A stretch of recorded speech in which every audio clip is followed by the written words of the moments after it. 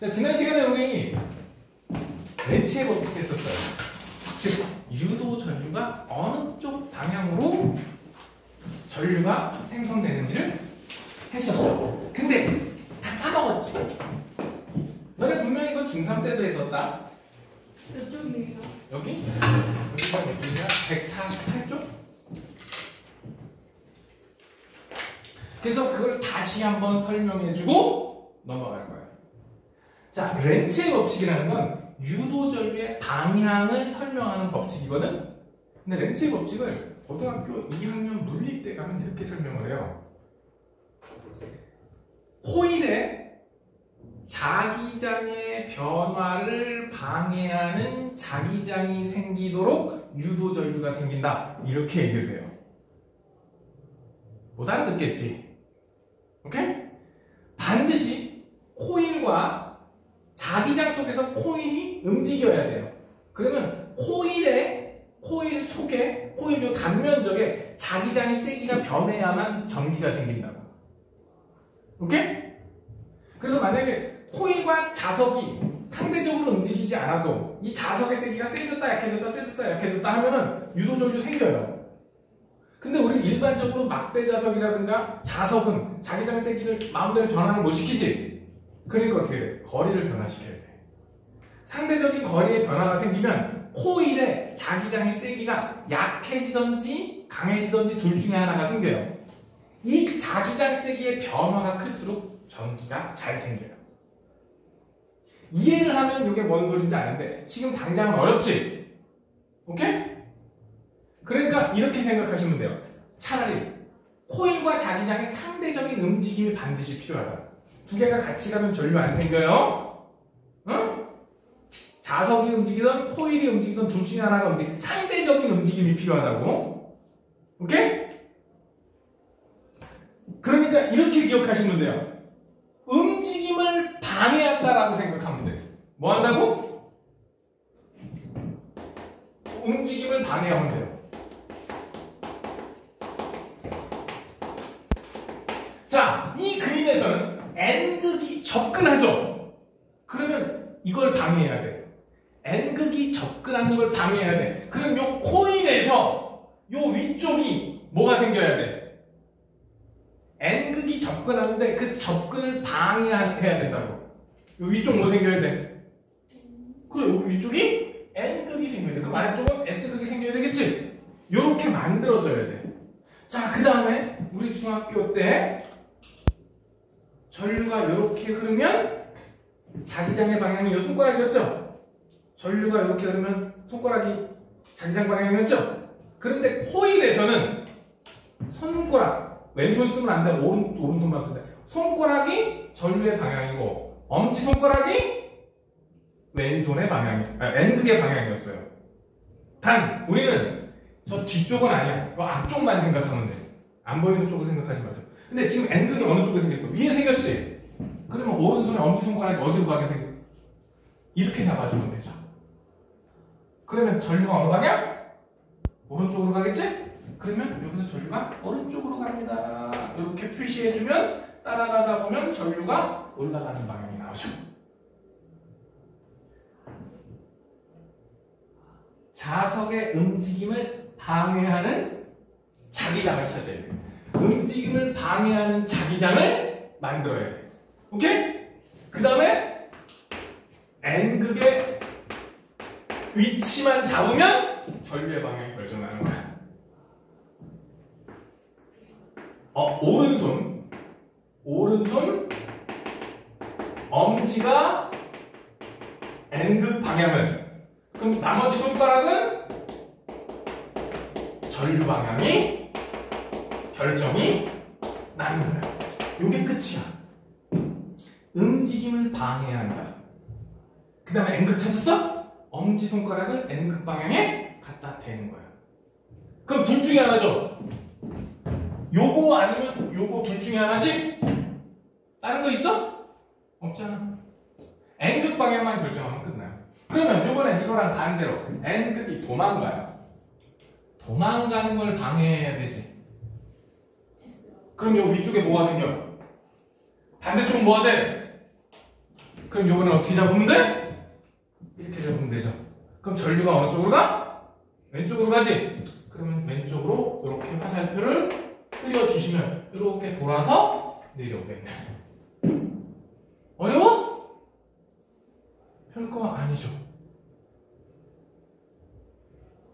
그러면 요 그림은 S극이 접근하거든? 뭐라고?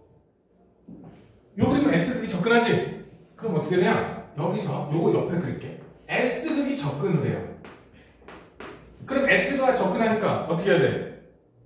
S를 만들어줘야 되지? 그럼 얘하고 어때? 똑같아져요. 그래서 그림을 보면 요 그림하고 요 그림이 전류의 방향이 같고 요 그림하고 요 그림이 전류의 방향이 똑같아져요. 여러분들 책에 있는 거 보면 이걸 보면은 아우 열받나 보다 벌써. 얘하고 얘가 전류 방향이 같고 얘하고 얘가 전류 방향이 똑같아요. 왜냐? 움직임이 반대가 되면 전류가 반대가 됐지. 자기장이 반대가 되면 전류가 반대가 돼요. 그러면 얘하고 얘는 자기장 반대, 움직임 반대. 반대가 되니까 원상도 똑같아지는 거야. 그래서 시험 문제 중학교 때도 이렇게 나왔죠. 전류의 방향이 같은 것끼리 짰죠. 오케이? 이런 식으로 나와요. 요것만 기억하면 돼. 일단 움직임을 방해하는 자기장을 만든다. 움직임을 방해하는 자기장을 만든다. N극의 위치 찾았으면 엄지손가락은 N극, 손가락은 전류 방향. 그 다음에 전선 따라가면 되는 거예요. 그때 검육에서 이 바늘이 이쪽으로 갔을 때하고 전류의 방향이 반대면 이렇게 표현을 해줍니다. 그래서 얘는 오른쪽, 얘는 왼쪽이야. 오케이? 그래서 검육의 바늘이 이렇게 간 거랑 이렇게 간 거는 전류의 방향이 반대다라는 인식만 있으면 돼요. 이제 알겠어? 별거 아니라고. 3단계. 움직임을 방해하는 자기장. N극의 위치 찾고 전류 방향. 그 다음에는 그 전선 따라서 검육에서 전류의 방향을 딱 하면 끝나는 거야. 할 수 있겠어? 별거 아니지? 이제 생각났어? 작년에 했던 거? 네. 생각 안 난 거 같은데? 원래 알고 있었어. 에이 거짓말. 지난 시간에도 버버버버 했으면서 이거 분명히 너희들 시험에 이렇게 주면 너무 쉽고 이런 식으로 줄 가능성이 더 크다. 이렇게. 그래서 방향 똑바로 땡땡 똑바로 따라가세요. 자, 이런 식으로 유도 전류를 만들어내는 장치를 우리는 발전기라고 불러요. 발전기는 전부 다 생긴 게 자석과 코일의 조합입니다. 뭐와 뭐의 조합? 자석과 코일의 조합. 여기서는 지금 코일이 회전하는데 코일이 회전하는 경우도 있고 자석이 회전하는 경우도 있어요. 그럼 발전기 타입에 따라 달라요. 오케이? 코일에 따라. 근데 지금 우리 책에서는 웬만하면 다 코일이 회전하는 거로 얘기를 해. 웬만하면. 이때 요거 보면은 이렇게 면적이 나오죠? 그치? 코일이 이렇게 감겨 있는 거야. 이렇게 코일이 감겨 있는 거야. 그리고 면적 나오죠? 이 면적을 통과한 자기장이 강해지느냐 약해지느냐에 따라 전류가 만들어지는 거야. 오케이? 그래서 저 코일이 회전을 할 때 여기서 직각이 되면 전류의 방향이 반대로 변해요. 뭐가 되면? 직각이 되는 순간 전류의 방향이 반대가 돼요. 그래서 지금 이 상태하고 이 상태는 전류의 방향이 반대라고 생각하면 돼. 그러면 전류가 여기 제로인 순간 전류가 안 생겼다. 즉 여기서 여기 갈 때는 전류의 방향이 이렇게 가다가 반대로 간다는 얘기지. 그 각도가 바로 이 순간이야. 얘가 N극, S극 있을 때 회전을 해요. 응? 이렇게 회전해서 직각이 딱 되면 전류의 방향이 바뀌어. 전류의 방향이 바뀐다라는 얘기는 전류가 순간 제로 안 만들어진다는 얘기야. 오케이? 왜냐면 여기서 이렇게 갈 때는 단위 면적당 자기장이 점점 세지거든? 세지고 직각을 딱 넘어갈 때는 자기장이 이제 다시 약해져요. 그러면 직각일 때는 순간적이지만 자기장의 변화가 없는 거야. 그래서 전류의 세기가 제로가 되는 지점이 나타나. 직각일 때. 그리고 이걸 또 180도 돌아가면 또 직각이 나오죠. 그치? 그래서 한 바퀴 돌 때 두 번 제로인 지점이 나와요. 제가 한 바퀴 돌 때 두 번 지점. 제로인 지점이 두 번 나와요. 다른 건 몰라도 이 상태하고 이 상태가 전류의 방향이 반대가 돼요. 뭐가 된다고? 전류의 방향이 반대가 돼요. 오케이?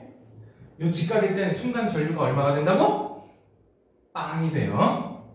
그리고 여기 직전과 직후를 따졌을 때 전류의 방향이 반대. 그래서 여기서 뭐라고 되느냐? 90도 순간 전류의 방향이 반대. 이 얘기는 90도 순간에 유도 전류가 제로예요. 즉 어디다? 여기가 90도일 때 요거는 270도일 때 이거를 0이라고 놨을 때 90도, 270도 두 번 전류가 제로가 생겨요. 헷갈리시면 안 됩니다. 90도일 때 전류가 순간적으로 안 생겨요.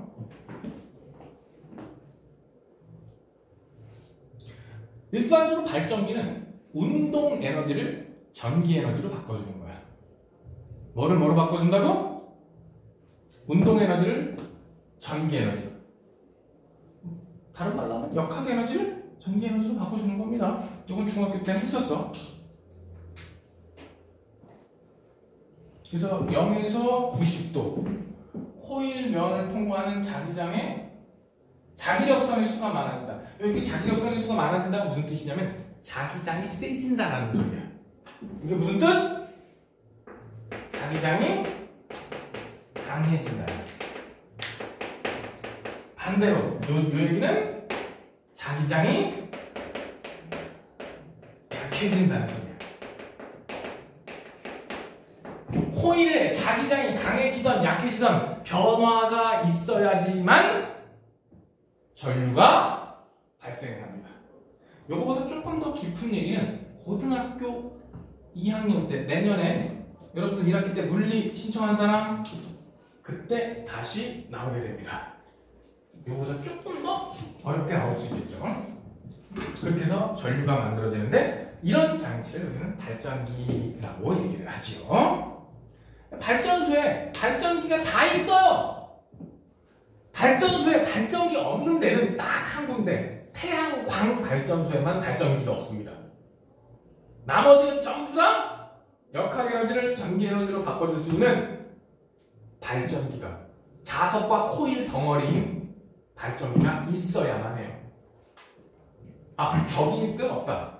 수소 연료 전지 있지? 거기에도 발전기는 없다. 수소 연료 전지 자체가 발전기가 될 테니까. 태양광 발전도 발전기가 없어요. 왜냐면 태양광 발전은 반도체에 빛이 비치면 바로 전기가 나오는 거기 때문에 발전기 필요 없어요. 구조!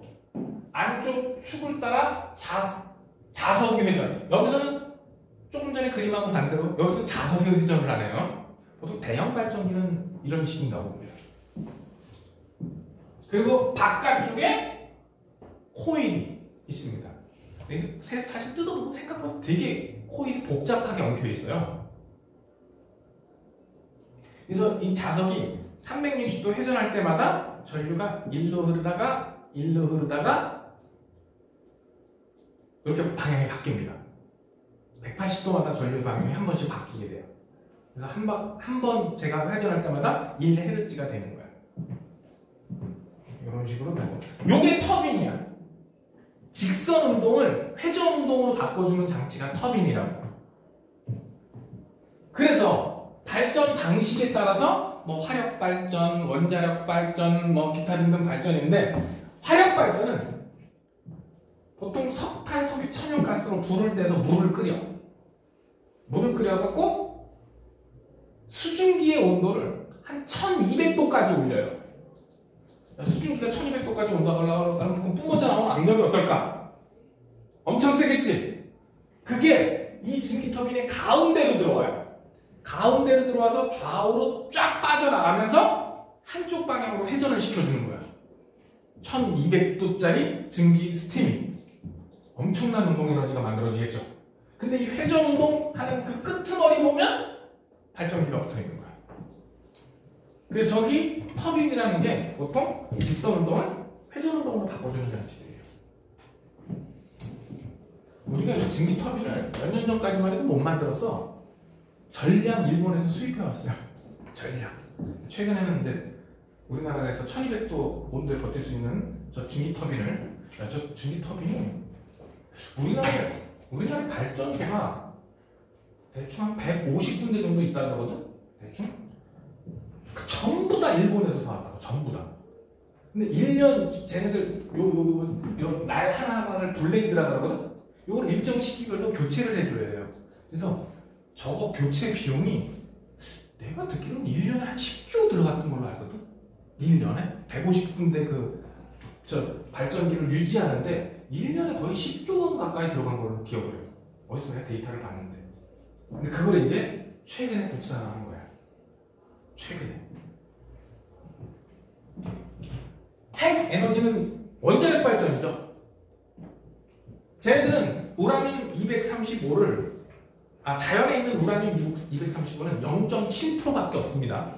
우라늄을 딱 캐면 그 우라늄 중에서 0.7%만 우라늄 235야. 나머지는 보통 천연 우라늄이라고 부르는 우라늄 238이에요. 근데 238은 별로 안 위험해요. 235가 위험한 거지. 235를 농도를 높여놓으면 자연적으로 열을 내면서 분열이 됩니다. 우리나라는 보통 그 발전할 때 5에서 20% 사이로 우라늄을 농축했었어요. 그래서 연료용 우라늄을 농축 우라늄이라고 하는 거예요. 0.7%짜리를 5에서 15%까지 올렸으니까. 근데 얘네들이 가까이 있잖아? 그럼 알아서 분해되면서 열을 만들어요. 그래서 5에서 한 15% 정도 되면 온도가 한 거의 3000도 정도까지 올릴 수 있는 거로 얘기 들었어. 그러면 불 때서 1200도 올리는 것보다 온도 훨씬 더 올라가죠? 그치? 그 열로 물을 끓여서 1000몇백 도짜리 증기 스팀을 만들어서 이거를 돌려. 우라늄 1g당 석유 8톤의 열을 만듭니다. 우라늄 1g당 석유 8톤의 열을 만든다고. 어마무시한 열이죠. 그게 핵이야. 그래서 발전소 가면 이거 무조건 있어야 돼요. 수력 발전은 댐을 쌓으면 물의 수위가 올라가지. 그럼 위에서 물이 떨어질 때 이 직선 운동을 수차라는 거를 갖다 대서 직선 운동을 원운동으로 바꾸고 거기다가 발전기 갖다 대면 그게 수력 발전이야. 오케이? 그래서 발전소에는 기본적으로 요 터빈과 발전기가 기본 세트로 있어야 되는 거야. 기본적으로. 그래서 쟤네들은 다 에너지의 근원은 화학 에너지, 원자력 에너지, 수력 에너지지만 기본적으로 다 발전기가 필요하다. 오케이? 이때 에너지의 근원은 화력과 수력은 에너지의 근원이 태양이에요. 원자력만 에너지 근원이 여기서 좀 차이가 나겠죠? 화력 발전. 보일러에서 물 끓이고 그 수증기 가지고 터빈 돌리고 발전기 돌리고. 핵 원자력에서 분열할 때 나오는 열을 가지고 물 끓여서 그 증기로 터빈 돌리고 발전기 돌리고. 댐 쌓아서 위치 에너지 만들어주고. 얘가 밑으로 내려오면서 엄청 빠르게 내려오겠지? 그걸로 수차 혹은 터빈을 돌려서 발전기 돌려주고. 원리는 되게 비슷해요. 다 똑같아요. 직선 운동을 원운동으로 바꾸고 발전기 갖다 대고 이런 식으로 됩니다. 에너지 근원. 에너지 근원은 여기서 화학 에너지라고 그랬는데 더 파고 들어가면 태양이에요. 화석 연료의 원래는 생명체였어. 생명체가 갖고 있는 에너지는 누가 준 거? 태양이 준 거야. 우리 근원 에너지 세 가지가 있었지? 뭐야? 근원 에너지 세 가지. 태양, 지구 내부, 조력. 세 가지 있었잖아. 근데 요거 빼고 나머지는 에너지 그냥 다 태양이 있어. 다만 에너지가 화학 에너지, 열 에너지, 운동 에너지, 전기 에너지. 얘는 핵 에너지, 열 에너지, 운동 에너지, 전기 에너지. 위치 에너지, 운동 에너지, 마지막은 운동 에너지가 전기 에너지야. 발전기의 원리가 그래요. 핵 분열 연쇄 반응. 우라늄 235 같은 경우는 근처에 있으면 중성자를 얻어 터지면 자연스럽게 분열돼요. 쪼개져서 크립톤하고 바륨으로 변해요. 우라늄 235가 불안정하거든? 거기에 중성자 때려갖고 원자핵 속에 중성자가 들어가면, 응? 그러면 얘가 불안정해서 분열하면서 크립톤이라는 놈하고 바륨이라는 놈으로 뽀개지면서 중성자가 한 두세 개가 또 추가로 나와. 이 중성자가 근처에 있는 우라늄을 또 때릴 수가 있지. 이렇게 연쇄적으로 반응하려면 우라늄의 농도가 높아야 돼요. 우라늄의 농도가 높아야 돼. 그래서 발전용으로 쓰려면 5에서 한 15% 사이면 발전용으로 쓸 수가 있습니다. 폭탄으로 쓰려면 90 몇 % 이상 가능하면 순도가 높아야 돼요. 저기 일본이 두 방 두들겨 맞았었지? 그치? 그때 리틀보이에 쓴 거는 우라늄 235를 썼어요. 나가사키에 떨어진 뺀맨은 플루토늄을 쓴 거야. 그때 뭐 들리는 얘기에 의하면 리틀보이에는 우라늄이 약 64kg이 동원이 됐대요. 64kg 중에서 실제로 이게 핵 분열을 한 놈은 수치상으로 한 600에서 700g 정도가 핵 분열을 했고, 핵 분열을 해서 이렇게 변하면 질량이 조금 줄거든요. 그렇게 줄어든 질량은 약 600mg쯤. 선생님 머리카락 뽑아갖고 너네 손바닥에 누우면 이렇게 눌리는 느낌 나겠지? 그 정도 질량이 열 에너지로 바뀌어서 대도시 하나가 개차반난 겁니다. 물리 배울 사람, 내년에 물리 하는 사람은 이건 추가로 배우게 될 거예요. 원자력 발전을. 저게 연속적으로 자연스럽게 쭉 일어나려면 우라늄의 농도가 높아야 돼요. 그것도 일순간 확 높여야 되니까 순도가 굉장히 높아야 돼. 핵폭탄 어디 간다며! 순수한 우라늄 두 덩어리를 순식간에 한 덩어리 딱 합치면 그냥 알아서 폭발해요. 그게 핵폭탄 원리야. 핵폭탄 원리는 되게 간단해. 지금은 우라늄 인계 질량이 한 13kg 이 정도 필요하거든요? 그러면 저기 한 7kg짜리 두 개를, 응? 한 1m 이상 거리 이렇게 나눠줬다가 있지? 음속에 한 5-6배 수준으로 팍 합치면 돼. 그럼 핵폭탄 되는 거야. 쉽지? 그래서 원리를 통제하는 게 아니라 우라늄을 통제하는 거야. 우라늄이 질량이 십몇 킬로 이상 있지 않으면 폭탄을 못 만드니까.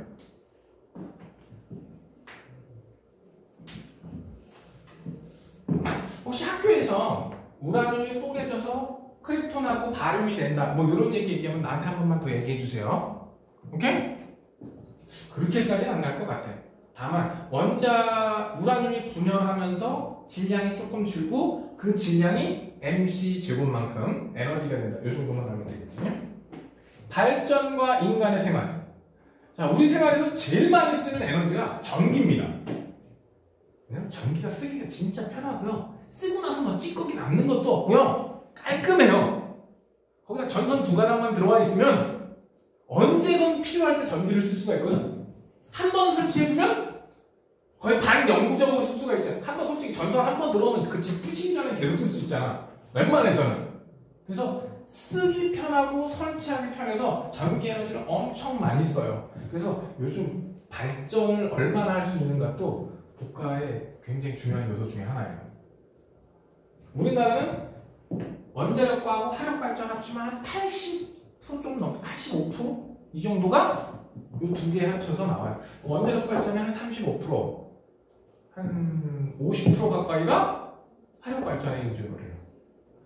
몇 년 전에 5년 전 데이터로 발전용으로 석탄, 석유, 천연가스 그러니까 자동차 말고 발전용 화석연료만 150조 원어치를 사왔대요.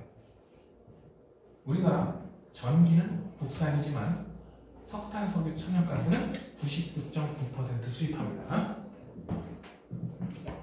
야, 한두 푼도 아니고 150조래. 150조. 우라늄도 우리나라에서 좀 채굴되는 건 있는데 수입해놨습니다. 우리나라에서 그 캐면은 정치적으로 복잡해. 우리나라에서 우라늄 캔다 그러면 너네 씨발 핵폭탄 만들려고 그러는 거 아니야? 뭐 IAEA에서 감찰 뜨고 난리가 나거든? 그러니까 어떻게 해? 외국에서 우라늄 사와. 왜? 그게 속편하니까. 옛날에 그 대학교인가? 어디서 얼마? 500mg? 우라늄을 농축을 해봤어요. 연료용으로 얼마까지 될 수 있나? 그거에 따라 핵사찰 받았잖아 우리나라. 더 웃긴 거는 그렇게 농축해서 500mg면 머리카락만큼 맞는 거 있지? 잊어먹었어요. 그 꽉대기 있잖아. 뭐 방사능이 나오니까 꽉대기 이렇게 쓰여있지. 이 꽉대기가 쓰레기장에서 발견됐습니다. 근데 거기 뭐 원자력 표시 있으니까 사람들이 신고를 한 거야. 근데 내용이 없었어. 내용은 어디 갔는지 몰라. 잊어먹었어요. 진짜 내가 그 연구하겠다고 그거 한 다음에 핵사찰 받고 나라가 9시 뉴스에서 며칠 동안 떠들고 난리가 났었는데 잊어먹었다고. 한 20년 전에 그런 일이 있었어요. 완전. 그러니까 어떻게? 차라리 농축할래? 그냥 수입할래? 수입해서 쓰는 게 속이 편하니까 우리나라는 수입하다 씁니다. 거기가 우리나라는 1990년, 40년 전부터도 우리나라는 핵폭탄 안 만들래요. 미국하고 약속하고 전 세계적으로 비핵화 선언을 한 게 있거든. 그래서 외국에서 의심받을 만한 짓은 기본적으로 안 합니다. 기술력, 우리가 핵폭탄 만들 기술력은 다 있어요. 뭐가 없어? 우라늄이 없어요. 자, 그런데 화력발전하고 핵발전, 원자력발전하고 문제가 하나 있어요. 화력발전은 끊임없는 오염물질을 만들어내요. 화력발전도 만드는 거는, 발전소 만드는 건 시간이 짧아요. 한 2, 3년이면 만들어요, 저거. 화력발전소 만드는데 2, 3년이면 돼. 근데 원자력발전소 만드는데 10에서 15년 걸려요. 위치부터 건설하는데 얘는 한 10에서 15년. 얘는 2, 3년이면 만들어요. 그래서 좀 급하게 만든 짧은 시간에 좀 돈을 적게 들고 발전소를 만들 수 있는 거. 그게 화력발전이에요. 그리고 발전 용량도 어느 정도 확보할 수 있고. 원자력발전소는 진대 돈과 시간이 더럽게 많이 들어가지만 한 번에 대용량 발전을 하는데 굉장히 유리해. 우리나라에서 발전하는 것 중에 제일 싸게 발전되는 게 원자력발전이에요. 사실 화력발전하고 원자력발전하고 똑같은 전기를 만든다. 똑같은 양의 전기를 만드는데 이걸 한 30년 동안 유지했다고 치면 화력발전소가 돈이 더 들어가요. 왜? 얘는 계속해서 석탄이 들어가야 되잖아. 석탄이 꾸준히 들어가야 돼. 근데 얘는 생각보다 원료가 그렇게 자주 들어가지가 않거든? 그래서 30년을 발전한다고 치면 얘가 돈이 더 몇 배 이상 많이 들어가요. 그래서 이과 출신들, MBTI T들은 이거 많이 해야 된다 그래요. F들은 안 된다, 너무 위험하다 그래요. 그럼 이걸로 해야 되나? 이산화탄소가 먼지 많이 생긴다고. 그래서 우리나라는 대체 에너지로 빨리 좀 넘어갈 필요성이 좀 있다. 얘는 핵발전은 전력량을 확 늘렸다가 확 줄였다 이게 잘 안 돼요. 천천히 올리고 천천히 내리는 건 되는데 전기 모자라 갑자기 발전을 확 내리고 전기가 남아돌아 발전을 확 줄이고 이게 좀 힘들어요 핵발전은. 근데 화력발전소는 상대적으로 그게 쉬워요. 그러니까 기본적으로 꾸준히 공급되는 전기는 핵발전으로 가고 뭐 낮에 뭐 에어컨 많이 써? 뭐 그래갖고 전기 사용량이 쭉 올라갈 때는 화력발전으로 보충해 주는 거. 이런 식으로 하고 있는 거로 알고 있습니다. 근데 요즘은 이제 이산화탄소 뭐 발생량 이런 문제 있잖아요. 단점. 이산화탄소가 계속 지구온난화 문제가 돼요. 대기오염물질이 꾸준히 생기고요. 석탄, 석유를 떼니까 산성비의 원인이 되기도 하고요. 문제는 석탄, 석유. 참 재밌는데 석유는 선생님이 초딩 때도 앞으로 60년만 캤으면 석유 없습니다. 아껴야 돼요. 중학교 가도 앞으로 60년 캐면 없습니다. 고등학교 가도 앞으로 60년 캐도 없습니다. 대학교 가도 앞으로 60년 캐도 없습니다. 군대 가기 전도 60년 캐면 없습니다. 갔다 왔는데 60년 캐면 없습니다. 지금도 60년 캐면 없대.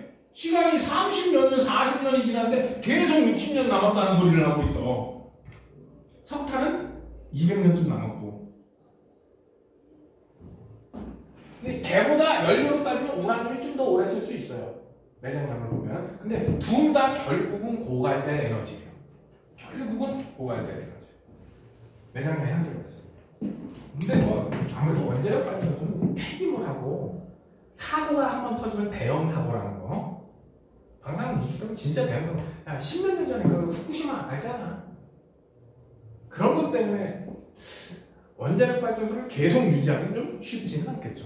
우리나라는 근데 현실적으로 보면 가격대 성능비라든가 계속 원료를 수입해야 된다든가 이런 거를 봤을 때 원자력 비중을 좀 높이는 것이 현실적으로는 맞는 것 같습니다. 그런데 저게 짓는데 15년 이렇게 걸린다고. 10년, 15년. 그래서 지금은 대체 에너지 쪽으로 좀 빨리 넘기자. 지금은 뭐냐? 지속 가능한 에너지 개발. 신재생 에너지라 그러지. 뭐라 그런다고? 요걸 신재생 에너지라 그래. 지금은 저쪽으로 좀 빨리 좀 넘어가자. 이렇게 얘기를 하고 있습니다. 너네들 여기 송전이 빠져가지고 많이 쉬워졌어. 전기 보내는 거. 작년에는 애들 송전 진짜 어려워했는데 발전소에서 니네 집까지 전기가 어떻게 가느냐. 딱 맞춰줘. 에너지 효율과 신재생 에너지. 에너지는 우리 중학교 때 배웠지만 에너지는 흘러갑니다. 물질은 순환하고 에너지는 흘러갑니다. 즉 에너지는 한 군데 머물러 있는 게 아니라 형태를 계속 바꾸면서 다른 형태로 변해가요. 문제는 이 에너지가 형태가 자연스럽게 변해갈 때 엔트로피가 증가하는 쪽으로만 변한다는 거야. 그래서 우리가 쓸 수 있는 에너지가 점점 줄어들어요. 그러니까 엔트로피가 무질서 도라는 말이거든. 그래서 에너지를 우리가 한번 쓸 때마다 질서가 없어지는 에너지 쪽으로 변한다고. 우리는 질서가 있는 에너지를 쓰는데 질서가 없는 에너지를 쓸 수가 없어요. 그래서 에너지 절약을 해야 되는 거야. 에너지는 계속 전환합니다. 한 형태가 아니라. 여러분들 가지고 있는 핸드폰이 가장 대표적이죠. 이것저것로 다 만들어요. 텔레비전. 텔레비전이 무슨 뜻이냐? 텔레비전이 뭐야? 텔레가 뭐니? 텔레. 핸드폰. 그건 텔레폰이고. 텔레폰, 텔레비전, 텔레가 뭐냐고. 약간 전달하는 거. 옛날에는 텔레타이프라고 있었어. 텔레. 거리가 떨어져 있다는 소리야. 뭐라고? 거리가 떨어져 있다. 거리가 떨어져 있는데 볼 수 있다. 비전. 그래서 텔레비전, TV가 된 거야. 텔레폰은 거리가 떨어져 있는데 대화할 수 있다. 텔레타이프는 나는 타자를 여기서 치는데, 응? 부산에서 내가 치는 타자대로 따다다다 때리고 있는 거야. 텔레는 거리가 떨어져 있을 때 정보 통신을 할 수 있다. 그래서 텔레라는 표현을 쓰는 거예요. 오케이?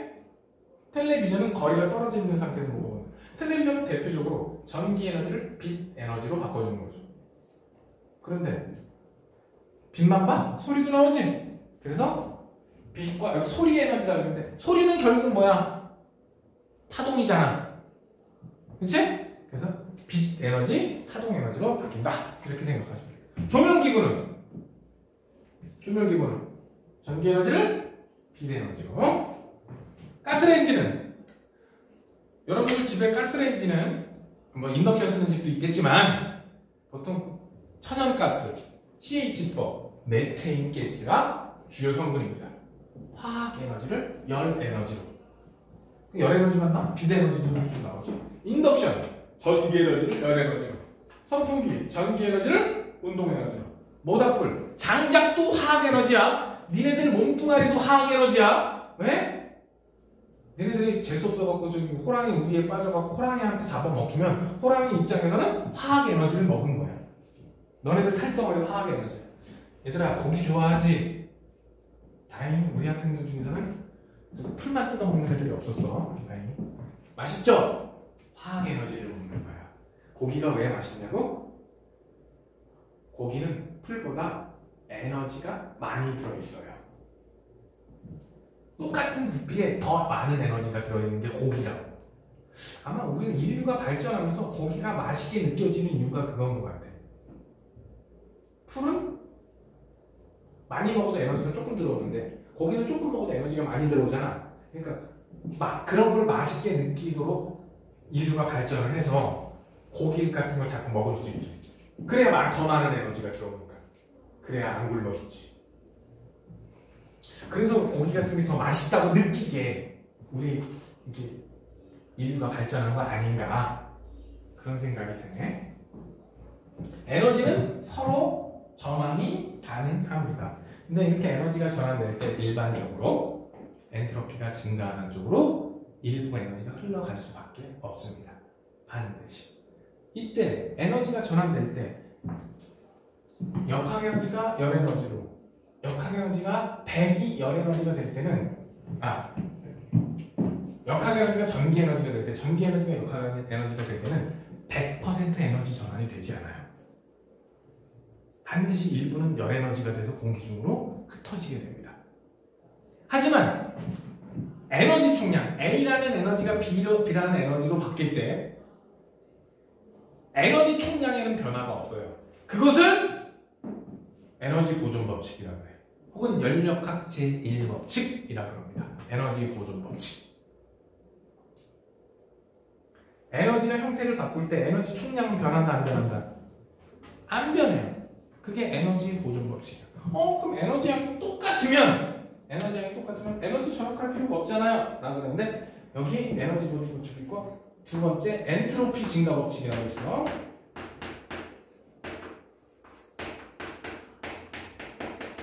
그게 바로 연력학 제2법칙이에요.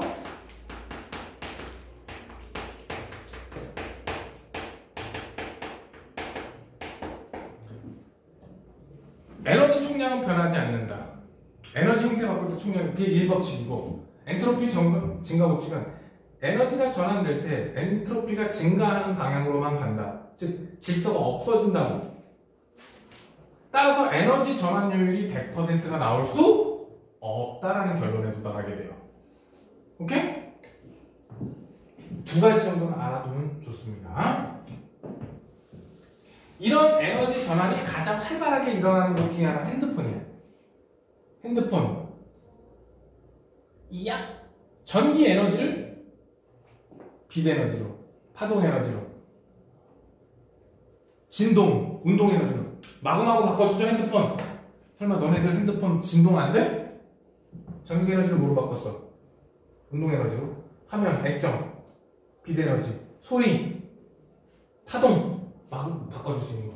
근데 여기서 중요한 거, 배터리. 배터리에 무슨 에너지 저장돼 있어? 전기. 다들 이렇게 생각하는데 배터리는 화학 에너지를 저장하고 있어요. 배터리 무슨 에너지? 근데 또 작년에 했어 안 했어? 이거 똑같은 말. 기억나지? 배터리는 무슨 에너지를 저장하고 있다고? 배터리는 화학 에너지를 가지고 있다가 선이 연결되면 화학 에너지를 전기 에너지로 바꿔주는 장치예요. 배터리는. 저장 형태는 뭐로 돼 있다고? 화학 에너지 형태로 저장이 돼 있어요. 전기 자체로 저장이 되는 게 아니라 화학 에너지로. 지금 우리 인간이 쓰고 있는 배터리 종류는 다 화학 에너지로 저장이 돼 있어요. 그거를 선을 딱 연결하면 이 화학 에너지를 다시 뭐로 바꿔서? 전기 에너지로 바꿔서 보내주는 거예요. 충전할 때는 전기 에너지를 화학 에너지로 바꿔주는 거예요. 즉 배터리는 건전지, 배터리 얘네들은 뭐를 저장하고 있다? 화학 에너지를 저장하고 있다. 헷갈리면 안 돼? 혹시 알고 있었어? 사실 요 얘기는 중학교 3학년 때 한번 나왔던 얘기거든? 배터리는 뭘 저장하고 있다고? 화학 에너지 저장하고 있는 거야. 헷갈리면 안 돼? 이거는 그냥 외우면 맞는 거고 아니면 그냥 틀리는 거야. 만약에 이런 거 틀려 갖고 왔으면 무슨 뜻일까? 그냥 책 아예 안 읽어봤다는 얘기야. 여기 써있잖아. 화학 에너지라고. 그럼 조금 전에 에너지 외절하기 필요하다고 해서 에너지 총량은 보존됩니다. 에너지 전체는 보존돼요. 하지만 우리가 쓸 수 있는 에너지는 계속 줄어들어요. 에너지가 절감될 때마다 에너지 일부가 우리는 더 이상 사용할 수 없는 열에너지 같은 엔트로피 값이 굉장히 큰 쪽으로만 가거든요. 그럼 우리가 쓸 수 있는 에너지는 점점 어떻게 돼? 쪼그라들겠지. 그래서 우리가 쓸 수 있는 에너지가 부족해질 거예요. 그래서 에너지 절약이 필요한 거예요. 에너지가 전환될 때마다 우리가 사용할 수 있는 에너지 양이 계속 줄어. 그래서 이건 그냥 알아두면 끝납니다. 공급하는 에너지와 버려지는 에너지, 그 비율을 따라 따지는 게 에너지 효율이라고 해. 간단해요. 공식이 이래요. 내가 준 에너지 분해, 내가 원하는 쪽으로 얼마나 갔냐, 그 비율값을 에너지 효율이라고 해. 얘들아, 너는 선풍기 집에 다 있지? 선풍기 보면 뒤통수 쪽에 손 대봤어요? 따뜻하죠? 근데 오래된 선풍기는 따끈따끈해요. 따끈따끈하다. 전기 에너지가, 선풍기를 뭘로 바꿔주는 거야? 전기를 운동 에너지로 바꿔주는 거죠. 근데 뒤통수가 따끈따끈하다. 뭐가 생겼다? 열이 생겼다. 전기 에너지 일부가 뭐가 됐다는 얘기야? 열이 됐다는 얘기지? 그럼 효율이 높을까 낮을까? 낮은 거예요. 그리고 전구 중에서 백열등 있고 형광등 있고 요즘 LED 있죠. 누가 제일 뜨끈뜨끈하니? 백열등이 제일 뜨끈뜨끈해요. 동그란 전구 있지? 응? 이 뜨끈뜨끈. 이건 손 대면 손 대요. 거기다 전구 하나씩 100W나 쳐먹어. 100W씩이나 먹어요. 어마어마하죠. 근데 형광등은 손 대면 손을 대요. 그리고 그 위에다가 호일 깔면 고기도 구워 먹을 수 있어요. 시간 좀 걸려도. 물도 끓여 먹어. 내가 라면을 끓여 먹어봤어. 백열등에다가. 백열등 넣고 그 위에 이렇게 호일 있지? 호일 넣고 라면 올려가지고 끓이는데 좀 오래 걸려. 물 끓이는데 되게 오래 걸리긴 했지만 물이 일단 끓으면 라면은 금방 익잖아. 그래서 그것도 라면을 끓여 먹어봤다고. LED는 그냥 따뜻한 정도예요. 형광등은 뜨끈뜨끈한 정도고 그래도 화상을 심하게 입을 정도는 안 돼요. 그래서 누가 에너지 효율이 좋아? LED가 좋아. 그래서 요즘은 다 못 쓰는 상황이야. LED 쓰죠? 요즘 백열등 쓰는 데 있어요? 백열등 쓰는 데 요즘은 별로 없어요. 요즘 다 형광등도 다 갖다 버리고 있고 LED를 쓰고 있지. 공부하는 학생은 형광등 쓰면 안 좋아. 눈 피곤해. 자, 에너지 효율 어떻게 구한다? 내가 준 에너지 분해, 내가 원하는 쪽으로 얼마나 갔나 곱하기 100이야.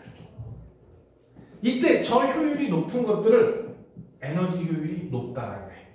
선풍기 중에 에너지 효율이 높은 애들 보면 1등급 얘네들 보면은 뒤통수가 별로 안 따끈따끈해요. 그래서 따뜻한 정도는 이 정도밖에 안 돼요. 열이 아예 안 생길 수는 없습니다. 인간의 과학기술이 아직 에너지 전환 효율을 99% 이렇게 만들 수가 없어요. 에너지 전환 효율이 제일 좋은 게 히터야. 대부분 우리가 에너지 공급하면 우리가 못 쓰는 에너지로 열 에너지가 돼서 날아가거든요. 근데 히터는 만드는 게 뭐야? 열이 목적이지. 그러다 보니까 히터는 에너지 효율이 되게 높게 표시가 됩니다.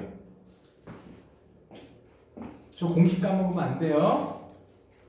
버려지는 열 에너지가 항상 존재해서 효율은 100%가 될 수 없습니다. 절대로 그런 거는 없어요. 그래서 요거 그림 꼭 기억해주세요. 공급되는 에너지분의 내가 원하는 쪽으로 간 에너지 곱하기 100. 얘가 크다. 효율이 좋다.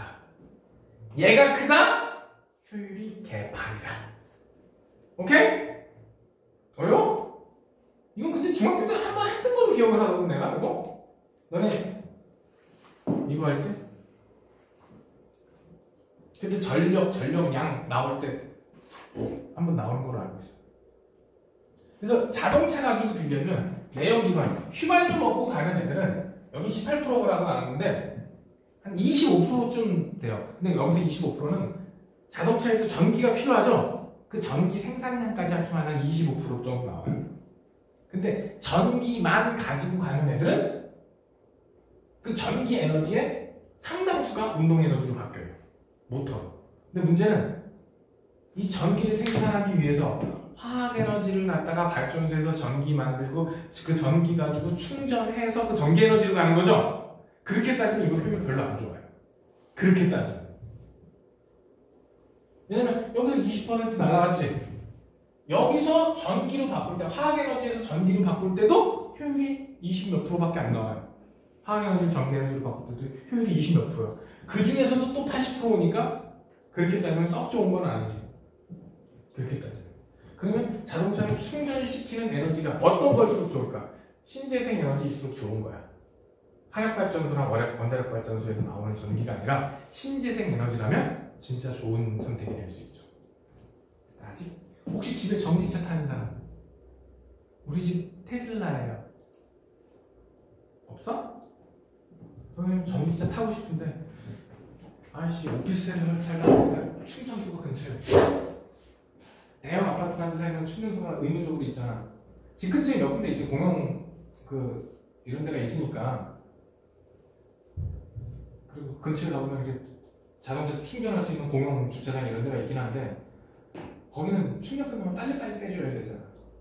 제일 좋은 건 좀 오래 남아도 되는 자리가 좋잖아.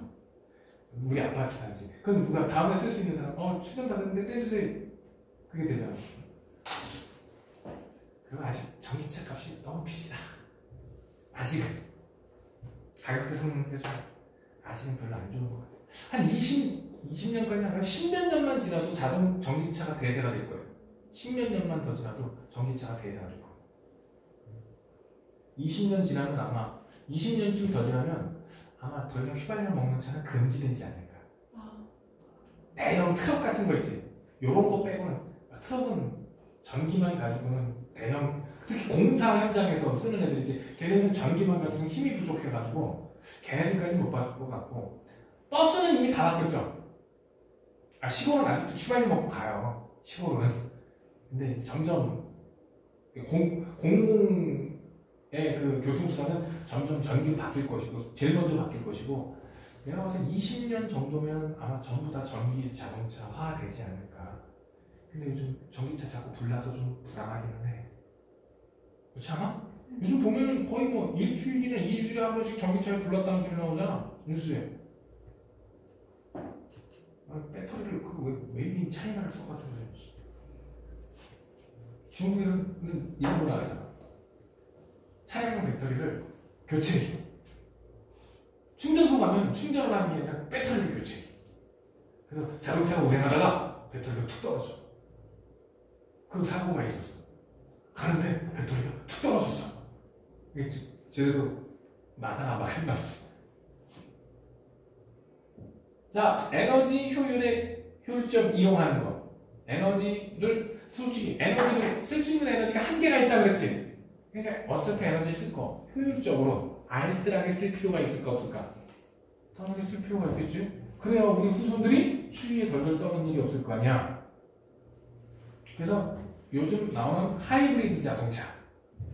하이브리드 자동차는 평지나 내리막길에서는 엔진이 꺼져요. 휘발유 안 먹는다고. 그리고 브레이크를 밟을 때 바퀴하고 연결된 발전기가 돌아가. 그래서 운동 에너지를 일부지만 전기 에너지를 바꿔서 충전을 해요. 그래서 평지를 가거나 뭐 힘을 안 들일 때 있지. 이때는 모터만 가지고 움직여요. 근데 오르막길을 가거나 힘을 들일 때는 내연기관이 돌아가. 내연기관이 돌아갈 때는 무조건 운행도 하지만 충전도 같이 되는 거야. 왜냐면 힘이 남아 돌기 때문에. 내연기관이 돌아가면 내연기관이 돌아갈 때는 무조건 감속해서 가는 거야. 엔진이 1000몇백 RPM, 뭐 3000 RPM, 자동차 바퀴가 3000 RPM 돌리면 속도가 거의 뭐 환장해. 그러니까 엔진 스피드 무조건 다운하거든. 그러니까 그 중에 일부는 무조건 전기 에너지를 바꿔서 충전을 해요.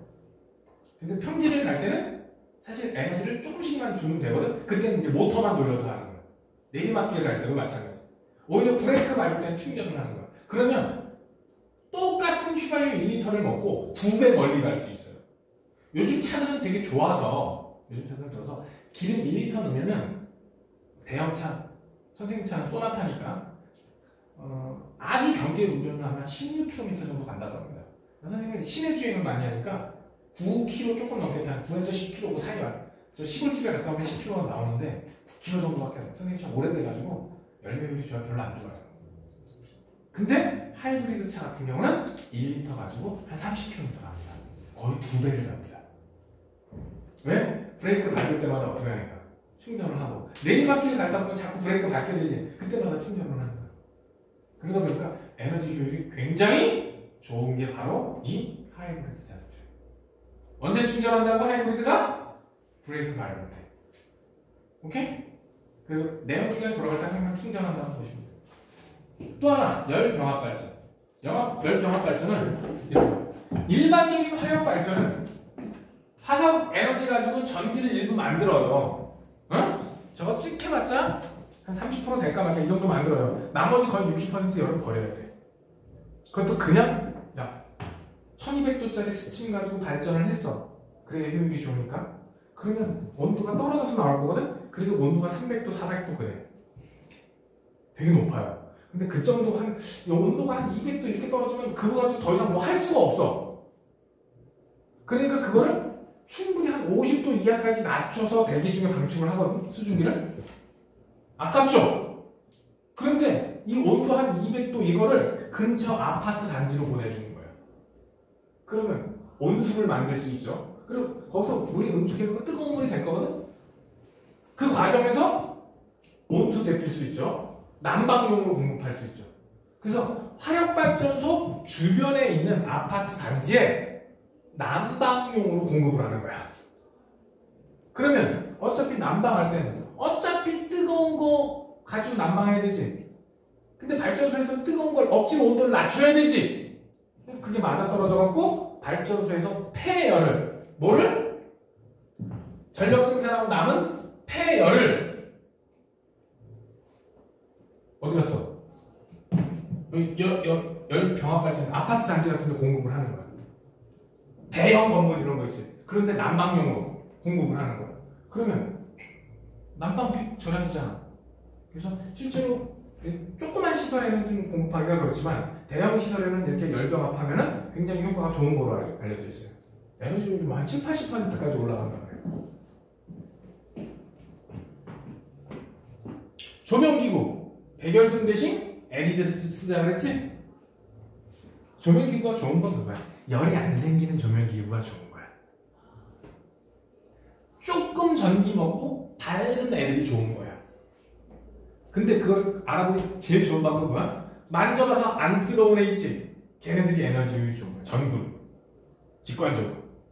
보통 우리가 쓸데없는 에너지, 우리가 쓸 수 없는 에너지, 뭐로 변한다? 열 에너지로 변하기 때문에. 그래서 에너지 효율 관리. 얘들아, 몇 등급이 좋은 거야?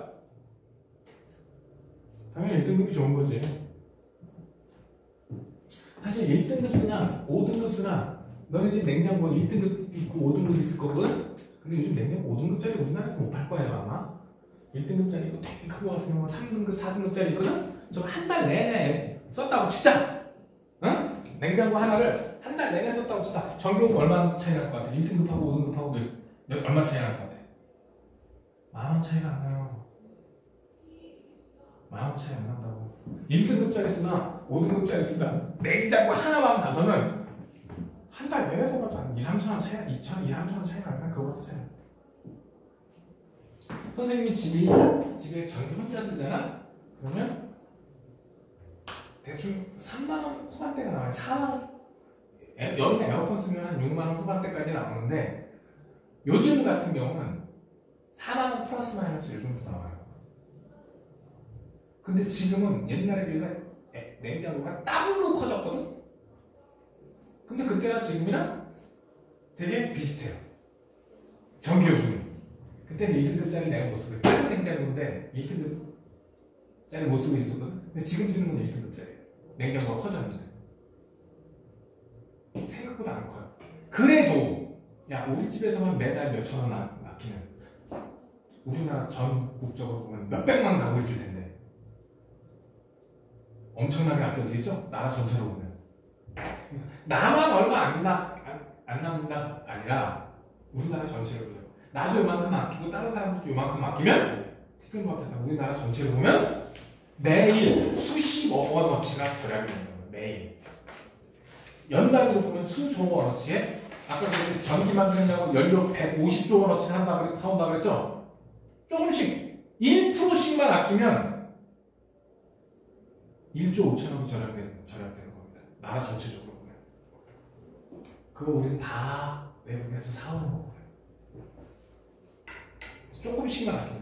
너네들도 지금 전기 1%, 2%씩만 그거는 어려운 게 아니잖아. 1%, 2% 아끼는 거는. 간단해요. 그냥 전구 하나 더 끄고, 응? 컴퓨터 할 때 TV 꺼놓고, 컴퓨터 할 때 TV 켜놓는 사람들 많잖아? 그런 거. 그리고, 그냥 컴퓨터 켜놓고 그냥 혼자 켜져 있고, 나 다른 짓 하는 경우 많잖아. 컴퓨터도 그때 꺼놓고, 오래 안 쓰고, 물론 5분, 10분이면 그냥 켜놔도 1시간 이상 안 쓰고 좀 꺼놓고. 요렇게 조금씩 아끼는 거. 나 하나가 아니야. 물론 우리 집에서 내가 그 짓을 해봤자 한 달에 얼마 안 아껴져. 찍혀야 10,000원 아끼면 잘 아낀 거야. 한 달 내내. 그 노력을 해도. 근데 우리 집에서만 10,000원이 아니라 우리나라 전국적으로 생각을 하면 1년으로 조 단위의 돈이 절약이 된다. 발전해서. 그러니까 나 하나쯤 이야가 아니라 온 국민이 참여해야 되는 에너지 절약이에요. 오케이? 그리고 요즘 1등급 사잖아. 그럼 세금의 70~80%를 환급해줘. 그래서 선생님은 지난번에 김치냉장고 살 때 5만원 환급 받았어. 좀 작은 김치냉장고 60만원 정도 샀거든? 60만원 좀 10만원 정도 세금으로 6만원 정도 세금으로 나가는 걸로 알고 판매 금액이 10%가 세금이니까. 그래서 그 신청했더니 5만원인가 환급이 되더라고. 정확하게 액션 5만 얼마였거든? 근데 뭐 소수점까지 기억하진 않잖아. 5만원 정도가 환급이 됐어요. 개꿀이잖아. 1등급 샀더니. 그래서 대형 가전을 살 때는 연초에.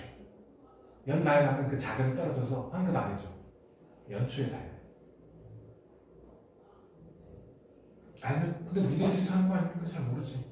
그 엄마나 아빠가 냉장고 바꿔야 될 것 같아 그러면 지금 바꾸는 건 좀 아까워. 왜냐면 이거 환급금이 안 나와. 다 소모가 돼서. 그럼 1월이나 2월 달에 사면 조금만 더 할 엄마 한 2월 달에 사. 그럼 그때는 새로운 이제 정부 자금이 생겼지. 그럼 그때 신청하면은 웬만하면 환급이 된단 말이야. 야, 그거 요즘 냉장고 같은 거 가격이 한 200만 원씩 하는데 그 환급금 한 20만 원 된단 말이야. 짭짤하지 않냐? 니네 집 고기 한번 먹을 수 있단 말이지. 그러니까 이런 거 1등급 효율 좋은 거 그리고 집에서 에너지 조금씩 절약하는 거.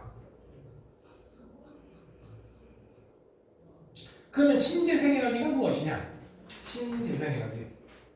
신에너지는 여태까지 우리가 안 쓰던 새로운 종류의 에너지를 신에너지라고 하고 재생에너지는 다시 생겨날 수 있는 거야. 그래서 고갈 염려가 없는 게 재생에너지. 여러분, 선생님 석탄이 액화 및 가스화라고 돼 있지. 즉 석탄의 주성분은 탄소와 수소거든. 그러니까 얘를 적당히 분해하면 가스를 만들어서 혹은 석유를 만들어서 쓸 수가 있다고요. 근데 그렇게 가스를 만들거나 석유를 만들어서 쓰면 석탄 자체를 쓰는 것보다 효율이 좋아요. 석탄 자체를 연소시키는 것보다, 응? 석탄 자체를 연소시키면 다 연소가 안 돼서 일산화탄소가 돼서 날아가는 것들도 많고 그러거든? 근데 여기서 수소 뽑고 메테인 가스 뽑고 석유 뽑아서 쓰잖아? 그러면 석탄을 직접 쓰는 것보다 훨씬 많은 에너지를 뽑아낼 수가 있다고. 효율이 훨씬 좋아진다고. 그래서 석유를 이용한 가스나 액화 에너지는 신에너지로 구분을 하는 거야. 나 옛날에 이거 너무 헷갈렸잖아. 아니 석탄 가지고 쓰는데 무슨 신에너지야? 근데 석탄을 직접 쓰는 게 아니고 석탄에서 가스를 뽑아 쓰는 거는 신에너지에 포함합니다. 즉 신재생에너지에 들어간다. 솔직히 석탄, 석유, 천연가스는 신재생에너지에 포함이 안 되겠죠? 걔네들은 재래식 에너지 혹은 화석연료 이런 식으로 쓸 거야. 근데 얘네들을 가공해서 효율이 좋게 쓰는 애들은 뭐라고? 신재생 에너지. 우리 지금 쓰고 있는 수소 에너지 있지? 상당수가 석탄에서 뽑아내는 거야. 수소를. 수소 상당수 석탄에서 뽑아요. 물 전기 분해해서 쓰면 좋겠는데 물 전기 분해하는 게 생각보다 효율이 거지같이 안 좋아. 물 전기 분해하면 수소 산소 나오는 거 알죠? 얘를 다시 합치면 전기가 만들어져요. 아니면 다시 합치면 석유 대신 쓸 수도 있어. 근데 분해하는데 에너지 효율이 되게 안 좋단 말이에요. 그래서 지금 수소 공급원은 대부분 석탄에서 뽑았습니다. 석탄 내지는 암모니아에서 뽑았어요. 장점! 에너지 자원이 고갈된 연료가 상대적으로 적고 지속적으로 쓸 수 있는 에너지다. 걔네들은 특히 이 재생에너지. 고갈된 연료가 없어요. 야, 뭐 태양이 먼저 없어질까? 지구가 먼저 없어질까? 그럼 우리가 먼저 없어지겠지? 그러니까 태양과 관련되는 거. 태양광, 태양열, 풍력, 수력, 태양, 바이오 이거는 다 에너지 근원이 보면 태양이거든? 근데 태양이 있으면 계속 지열은 땅속이지? 아마 지구가 땅속 열이 없어지는 정도가 되려면 수십억 년 이상이 필요할 거야. 땅속의 지열, 땅속의 마그마가 완전히 다 굳는 그날 있지? 50억 년 가지고 해결이 안 될 것 같은데? 사실상 무한하다. 사실은 1억 년 이상 쓸 수 있으면 무한하다고 보면 돼요. 생각해봐. 우리 인류라는 존재가 1억 년 남아있을까 안 남아있을까? 우리 인류라는 존재는 아직 500만 년도 존재를 못했거든? 그 뭐 거의 원숭이 수준부터 생각해도 최초의 유인원 단계부터 시작해서 500만 년도 안 돼. 그러면 1억 년 정도로 존재하면 이제 겨우 5% 정도 존재를 한 거야. 공룡도 한 1억 5천만 년 정도 있다 갔지? 우리 인류가 내가 봐서 1억 년 못 버틸 것 같은데? 자원을 너무 많이 써가지고 근데 1억 년 정도면 우리가 은하에 점령할 것 같지 않냐? 그 정도면 진짜 뭐 영화 스타트rek처럼 우주선 타고 지구를 떠날 것 같지 않아? 지구 되게 촌동네 되는 거 아니야? 아 그런 영화가 있어. 은하영웅전설이라고 일본 애니메이션 있거든. 거기서 보면 지구는 인류의 발원지라 그래. 은하영웅전설 보면은 거기서 그래. 인류의 발원지. 인류의 발원지에 가. 그래서 지구를 믿는 종교도 있어. 그 만화에 보면. 솔직히 인류가 과학이 발전되는 거 보면 뭐 몇십 년 안에는 쉽지가 않겠지만 몇백 년 지나면 진짜 태양계 벗어날 수도 있지 않을까. 몇백 년만 더 지나도. 과학기술 발전하는 게 수직으로 발전하고 있기 때문에 컴퓨터 발전하는 거 봐봐. 어마어마하지. 솔직히 내가 초딩 때는 내가 지금 나이 되면 달 정도는 여행 쉽게 갈 수 있을 줄 알았어. 만화 중에 2020 원더키드라고 있거든? 2020년이 되면 사람이 태양계 밖으로 우주선을 타고 나가는 그래서 외계인을 만나는 만화 영화예요. 2020년이 되면 진짜 명왕성까지 사람이 갈 줄 알았어. 근데 택도 없네.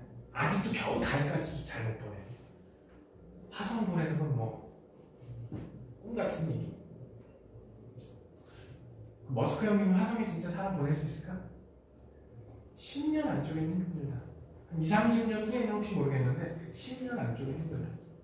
그리고 화성에 보내는 건 편도잖아. 가는 건 있는데 오는 건 없어요. 지금 15만 명 정도가 훈련을 받았대. 15만 명 정도. 왜 못 들어가요? 갈 수 있는데 돌아올 수 있는 그 과학기술력이 왜냐면 거기서도 화성의 인력을 벗어날 수 있는 로켓을 쏴야 되잖아. 가는 건 문제가 없는데 그러려면 거기도 그 정도의 로켓을 만들 수가 있어야 되거든? 근데 아직 그 정도는 안 되니까. 화성은 지구 중력의 38%밖에 안 돼요. 그러니까 지구에서 나오는 것만큼 그 정도 거대한 로켓은 필요 없겠지만 그 정도 자원을 지구에서 글로 보내기는 말도 안 돼. 화성의 자원으로 로켓을 만들 수 있는 수준이 되잖아? 그러면 돌아올 수 있겠죠. 아니면 영화에서처럼 그냥 우주선 전체가 착륙했다고 우주선 전체가 나올 수 있는 그 정도의 엄청난 고효율 엔진이 나오면 가능하겠죠. 근데 그거는 몇십 년 안쪽에 쉽지는 않을 것 같아. 지금 뭐 인공위성 하나 쏠래도 50m, 60m짜리 어마어마한 로켓 써야 되잖아. 그쵸? 아직은 좀 영원한 길이야. 그래서 화성을 머스크 형님 목표가 2040 몇 년 되면 그때 가는 게 편도야. 가는 것만 있어. 오는 거 없어. 근데 지원자가 10만 명이 넘을 거라고 상상을 못하고 지원자가 그렇게 많대요. 전 세계적으로. 그래서 보낼 사람은 충분하다. 나 가서 못 와도 좋다고 서약하는 애들이니까 보낼 사람은 충분하다. 그럼 이제 화성의 자원을 이용해 먹을 수만 있다면 화성에 정착할 수도 있다. 단 곱게는 못 죽을 거다. 화성에는 우주 방사능을 막아줄 자기장이 없어요. 그럼 표면에서 생활하면 방사능 그냥 두들겨 맞으면서 사는 거야. 방사능 계속 많이 맞다 보면 어떻게 될 것 같아? 어느 날 안 걸려서 죽겠지. 그래서 아마 거주시설은 땅속으로 들어가야 돼요. 땅속으로 들어갔다면 방사능을 100% 막을 수 있는 건 아닐 텐데. 자, 신재생 에너지, 수소. 얘들아, 연료전지하고 수소 에너지가 있거든? 선생님, 수소 에너지도 수소고, 연료전지도 수소만 들어가잖아요. 그래서 수소 에너지는 수소를 불 붙여서 쓰는 거예요. 가스처럼. 수소에 불을 붙이면 천연가스처럼 에너지를 이렇게 내연기관을 작동시킬 수가 있다고요. 그게 수소 에너지고, 수소 연료전지는 수소랑 산소랑 반응을 시키면 전기가 생기거든? 그 전기를 쓰는 게 수소 연료전지예요. 둘 다 수소가 필요하겠지. 이게 수소 에너지랑 수소 연료전지. 지금은 수소 에너지를 일부러 써. 근데 문제가 있어. 수소 연료전지든 수소 에너지건 수소에 불을 붙여 쓰든 수소에서 전기를 만들어서 쓰건 둘 다 액화 수소를 갖고 다녀야 돼요. 뭘 갖고 다녀야 된다? 액화 수소. 근데 수소를 액체로 만들려면 영하 200 몇 도까지 낮춰야 돼요. 그리고 용기가 어마어마하게 땅땅해야 돼. 그 용기에서 수소 새면 어떻게 될까? 대폭발이 일어날 거예요. 자동차에 그거 싣고 가다 교통사고 빵 내는데 새. 운전자는 살아남을 수가 없겠죠. 대폭발이 일어날 거예요. 완전히 폭탄식이 다니는 거야, 그거. 언제 터질지 모르. 그래서 누구더라? LG화학 회장이 대통령이 그 수소 공장 갔을 때 그 수소통 보고 그랬어. 저거 총으로 쏴도 되겠다. 수소 연료통에다 세워놓고 총으로 쏴도 멀쩡하고. 찌그러지긴 해도 터지거나 빵꾸가 안 난다. 그 정도 안정성이 필요한 거야. 그래야 교통사고 났을 때 이 연료통이 터지면 안 되잖아. 자동으로 딱 막히고. 근데 아직 그 기술이 쉽지가 않아요. 또 하나, 우리나라에서 액체 수소를 충전시킬 수 있는 액체 충전소가 우리나라 전국적으로 한 30군데밖에 없어요. 많이 늘어날 거야. 수원 요 근처에서 없어. 꽤 많이 나가야지 수소 충전소가 생겨. 야, 니네 아파트 앞에 가스 충전소 생긴다면 어떻게 될 것 같아? 니네 아파트 앞에 주유소 들어가도 난리가 날걸? 화재 위험 있다고? 근데 가스 충전소는 더 위험하지. 가스 충전소도 주거지 근처에 없어요. LPG 가스 충전소도 주거지 근처에 별로 없다고. 왜냐면 위험하니까. 근데 수소 충전소는 어떨 것 같아? 지금 현재 수소 충전소는 다 외곽에 나가 있어요. 시내에 없어요. 왜? 폭발이 크니까. 그래서 솔직히 이 수소 연료전지나 수소 에너지는 이 저장 시설 있지? 저장 시설하고 자동차에 요렇게 충분하게 발달하기 전에는 쓰기가 좀 쉽지 않다. 또 하나, 수소 어디서 뽑아내야 돼? 석탄이나 물을 전기분해해야 되거든? 물을 전기분해하는 건 아직은 좀 에너지 효율이 안 좋고, 석탄을 뽑아내서 안정적으로 저장하고 안정적으로 공급을 해줘야 되거든? 요게 아직은 조금 좀 가격대 성능이 안 나온다. 점점 발전을 한 거예요. 수소 에너지랑 수율. 석탄의 액화 흡가스이고, 석탄의 액체나 가스형태라고 효율이 좋아진다 그랬지? 그리고 얘들아, 태양광 발전하고 태양열 발전은 달라요. 태양열 발전은 거울로 빛을 한 군데다 모아. 미국에 있는 발전소 같은 경우는 이 칠판만 거기가 4만 개를 한 지점에 모은 거야. 그러면 온도가 한 1500도까지 올라간대요. 햇빛을 그 4만 개 거울을 한 군데다 모으면 가운데 탑이 있거든? 한 100m짜리 탑이 있어. 탑에다가 빛을 집중하면 여기 온도가 한 1500도까지 올라간대. 그러면 유리를 액화시킬 수가 있어. 그리고 온도가 높으니까 낮에는 그 열로다가 발전을 할 수가 있어요. 물을 끓여서. 밤이 되면 이 녹여놨던 유리 있지? 이 녹여놨던 유리 가지고 물을 끓여도 발전을 한대. 나 옛날에 되게 궁금했거든. 혹시 낮에는 그 빛 모아갖고 물 끓일 수 있다고 쳐. 밤에는 어떻게 발전을 하지? 되게 궁금했거든. 그랬더니 유리를 녹여놓는데 유리를 녹여놔서 밤에는 그 뜨거운 유리지. 뜨거운 유리에다가 근처에 물을 흘리면 수증기가 될 테니까 그거 가지고 발전을 한대요. 재밌어. 그래서 가끔 그 유튜브 보면 새가 날아가다 타 죽는 장면 나오거든. 새가 날아가다 갑자기 툭 떨어져 죽어요. 그 동네는 탑에서 살짝 하늘만 비치면 거기서 온도가 되게 높겠지. 새가 날아가 새들은 몸집이 작으니까 체온이 확 올라가서 죽어. 그러다가 아 미스테리하다. 날아가던 새가 타 죽었다. 미스테리라고 구라를 치고 있어. 20년 전에 밝혀진 얘기인데 아직도 미스테리라고 올리는 유튜버들이 있어요. 난 초창기가 다큐멘터리 보고 알았거든. 처음에 저거 왜 죽지 이랬는데 누가 사실은 여기 장소가 태양 열 발전소다. 그래서 주변에는 온도가 되게 높은데 새들은 그거 알까 안 모를까? 모르지. 날아가다 어떻게? 주변 온도가 1000몇백 도면 어떻게 될까? 순간 익는 거야. 순간 익어. 죽어서 떨어지는 거야. 너무 짧으니까 뭐 요리되듯이 익지는 않고 죽어갖고 떨어지는 거야. 그 몇 마리 있으니까 사람들이 미스테리하다 이렇게 광고를 하는 건데 사실은 거기 그 장소 직접 가본 사람들은 이건 미스테리가 아니다라는 걸 알아요. 태양 열 발전은 물 끓여야 돼. 발전기 필요해. 근데 태양 광 발전은 반도체를 이용한 발전이에요. 여러분 파란색 한 대를 알지? 응? 그거예요. 그래서 딱 햇빛 받으면 바로 그냥 전기. 광전 효과를 이용했다. 뭘 이용했다? 발전 방식은 태양 전지에 태양빛을 받으면 직접 전기가 되는 이게 광전 효과라고. 반도체가 빛을 받으면 전자가 튀어나오는 거야. 오케이? 그래서 사실은 태양 전지를 보면 두 개 층으로 이렇게 나눠져 있어요. 두 개 층으로.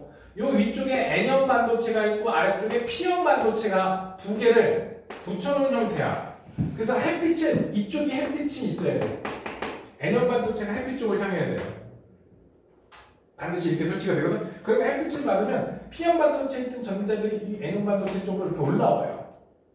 그러면 N형 반도체 쪽에 전자가 많아지지. 그럼 이 두 개 라인을 연결하면 어떻게 될까? 전자가 이렇게 이동을 하면서 전류가 발생을 하는 거야. 요거까지 학교에서 낼지 안 낼지는 모르겠지만 태양광 발전에서 태양 전지는 N형 반도체와 P형 반도체를 다 붙여놓은 게 태양 전지야. N형 반도체가 어느 쪽을 향해야 돼? 햇빛 있는 쪽을 향해야 돼요. 이때 이제 그 효율 때문에 프로등기냥 빛이 나는 그런 상태가 된 거야. 풍력은 더 얘기할 거 없겠지? 풍차. 그거 혹시 가까이 가서 본 사람 있나? 풍차? 풍력 발전 가까이 가서 본 사람 없어? 한 번도 없어? 야, 관심 좀 가져줘. 선생님은 그 밑에 가본 적이 있거든? 우리나라는 저 블레이드가 이거 풍력 발전에 어딨어? 이 날 있지? 그 날을 블레이드라 그래. 이 날 길이가 하나가 30에서 50m씩 돼요. 30m 정도 돼. 우리나라에는 대부분 20몇 미터, 30m 되거든? 근데 그 밑에 가봤거든? 블레이드가 머리 위에 이렇게 지나갈 거 아니야? 분명히 내 머리하고 한 2m 이상 떨어져서 돌아가거든? 분명히 블레이드가 이렇게 돌아갈 때 있지. 이렇게 돌아갈 때. 지상하고 3m 이상 떨어져. 그럼 내가 거기 가서 또 적어서 2m는 떨어져 있어. 근데 이렇게 지나갈 때 쿵 하고 공기 가르는 소리가 나요. 나도 모르게. 이렇게 돼. 맞을까? 생각보다 소리도 되게 무서워요. 그 앞에 가보면. 그리고 이 탑 높이가 40m, 50m씩 돼. 탑 높이 생각보다 되게 높아요. 블레이드 날 하나가 뭐 30m씩 되니까. 그러니까 이게 이렇게 돈다고 생각해요. 그 끝 속도는 어떨까? 끝부분 속도는 회전할 때.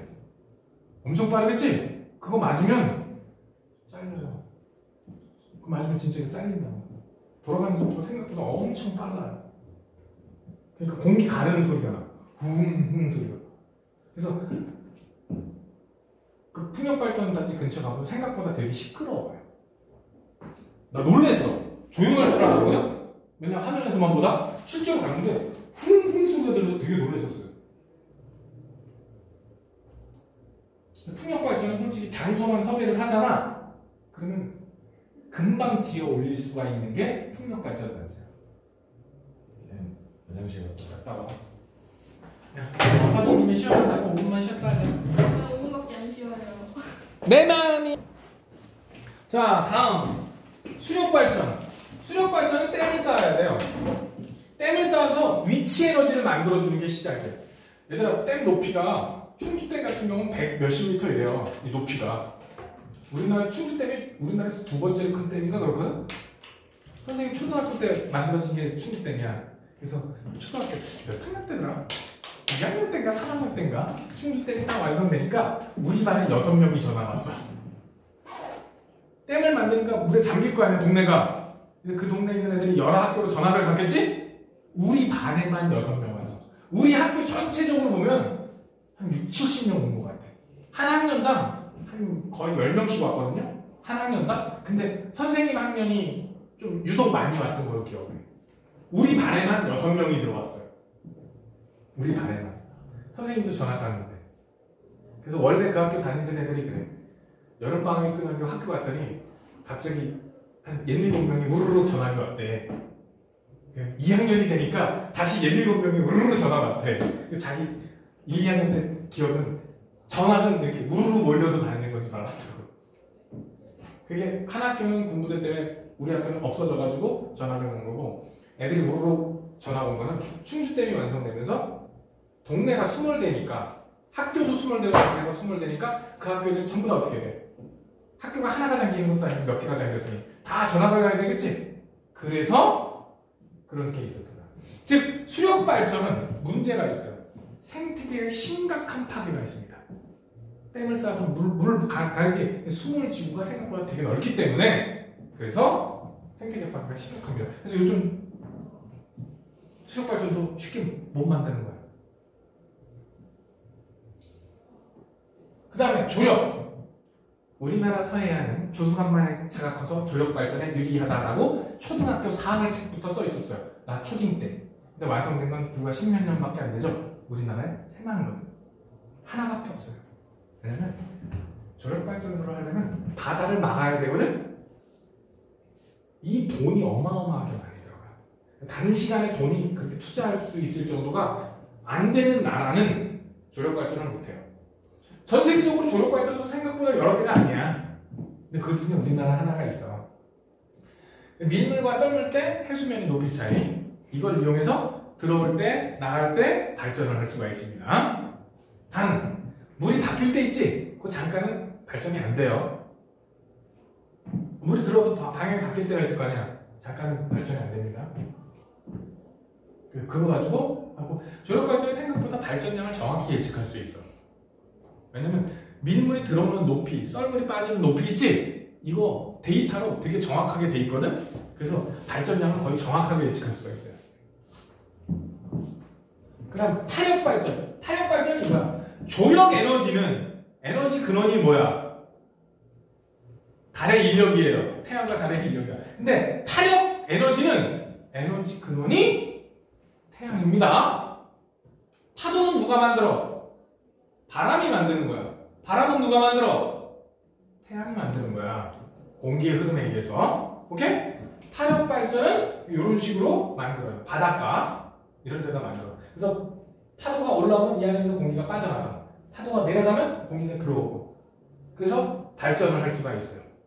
근데 이런 타력 발전은 여러 가지 이득이 있는데 방파제로 쓸 수도 있어. 소규모로 만들 수도 있고 대규모로 만들 수도 있습니다. 조금씩 만들면서 계속 넓혀가기도 되게 편한 에너지 방식입니다. 단 유지보수비가 많이 들어요. 계속 파도, 계속 샤대기 맞고 있는 거잖아. 계속 수리를 해줘야 된다고. 특히 이 외벽 방파제 구조 있지? 여기는 계속 수리를 해요. 몇 년만 하면 다 빠그라져서 못 쓸 거예요. 지열. 우리나라는 이 지열 난방을 좀 하거든? 지열 발전은 연구용, 실험용 이 정도밖에 안 돼요. 대도시에 공급할 정도가 안 돼요. 저쪽은 어디더라? 포항인가? 그쪽에 지열 발전소가 조금 있는 걸로 알거든?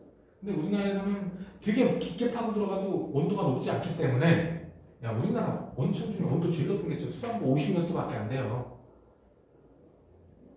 근데 저기 아이슬란드 이런 데 가면은 저기 땅 잘못 파면 큰일 나. 화산 터져.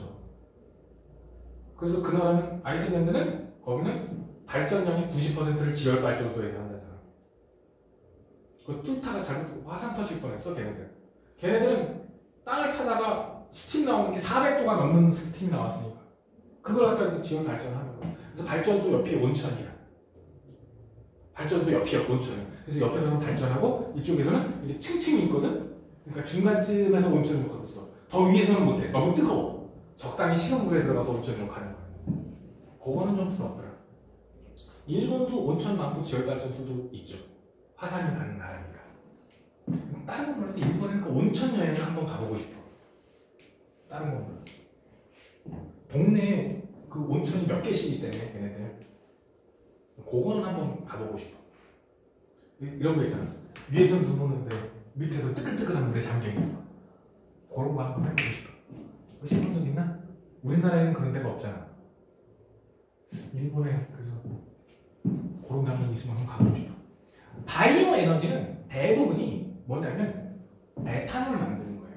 옛날에는 나무나 집단 이런 거 다 썩히거나 태워버렸거든요. 근데 지금은 어차피 나무의 몸체도 섬유질로 만들어져 있고 섬유질은 분해하면 포도당이 나와요. 포도당은 미생물을 이용해서 알코올을 만들 수 있고요. 지금 그 기술력이 있어요. 옛날엔 다 태워버리거나 썩혀서 버려야 될 거를 지금은 에탄올을 만들 수가 있다고. 에탄올을 만들면 어떻게 돼? 불이 붙죠? 불이 붙으면 발전기를 돌릴 수가 있어요. 그래서 여기서 보면 어디서 바이오 에너지 연료를 발효시켜서 알코올을 발효시켜서 알코올 에너지를 만들고 그걸 갖다가 연소시켜서 가스터빈을 돌릴 수가 있다고. 그래서 얘는 사실은 생명체를 이용하는 거야. 나무를 베서 갈아서 그걸 갖다 계속 만들 수가 있거든. 그러니까 태양이 없어지지 않는 이상은 저 바이오 에너지는 계속 재생해서 만들어낼 수가 있어요. 다만 아직은 엄청난 대량으로 만들지는 못하고 있어. 지금 바이오 에너지, 즉 바이오 에탄올을 만들 때 가장 효과 좋은 게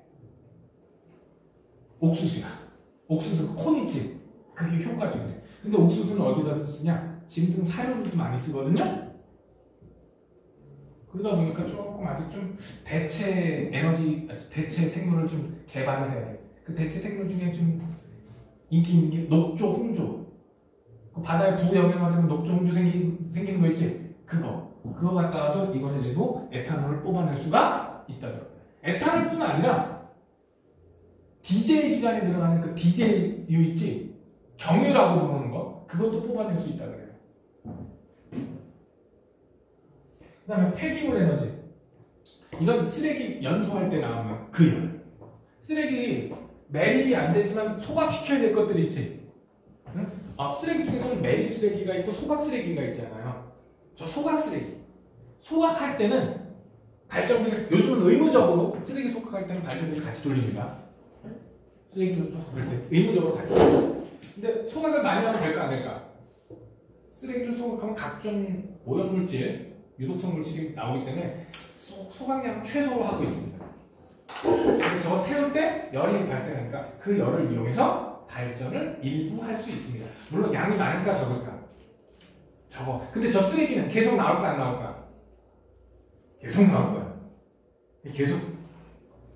물론 많이 하면 안 좋지만 계속해서 쓸 수가 있겠죠. 눈 떠! 자, 신재생 에너지의 필요성. 우리나라는 사실 에너지 자체 수급이 돼야 안 돼. 안 돼. 그러다 보니까 무조건 좀 아끼고 좀 대체 에너지를 빨리 좀 개발할 필요가 있어요. 아까 얘기했잖아. 석탄, 석유, 천연가스 사업하는데 150조 들어간다고. 150조.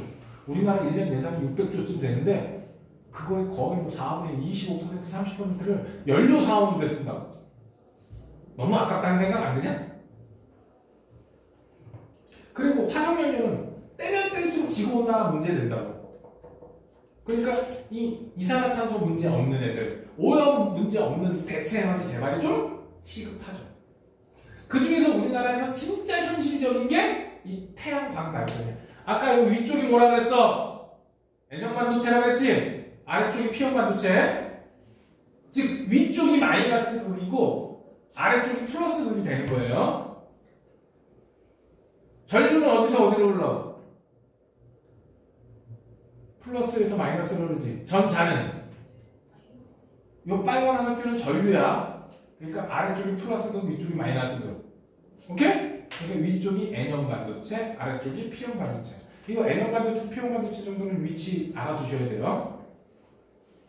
우리 1학기 때 했잖아. N형 반도체는, P형 반도체는 뭔지 했어 안 했어? N형 반도체 뭐 도핑해야 돼? 도핑이요? 응. 구멍이 있는 게 P형인 건 아닌데. 그래, 그러니까 뭐를 도핑해야 돼? 13족 도핑해야 되잖아. P형, N형은 15족 도핑해야 되잖아. 베이스가 14족이잖아. 그럼 남으면 N형이 되는 거야. 모자르면 P형이 되는 거고. 8개를 채웠을 때. 그러니까 15족을 섞으면 하나가 남으니까, 전자가 남았으니까 마이너스극 역할을 한다고. 모자르니까 그 전자를 받아야 되니까 플러스 역할을 하는 거고. 그래서 13족, 15족을 첨부하는 거예요. 이 사람들 다 까먹었네? P가 그러면은 13족 쓰는 거야. 아니면 P형이 마이너스라고요? P형이 플러스극이 연결된다고. 그죠? 그러니까 포지티브 아니에요? 그래, 포지티브, 그래서 플러스라고. 태양광, 이게 우리나라에서 가장 대안이야. 근데 문제가 있지. 우리나라 땅덩어리가 넓어 좁아. 다른 나라에 비해서 좁지. 그러다 보니까 공간을 잘 활용해야 돼. 얘는 두 층으로 쓸 수가 없어요.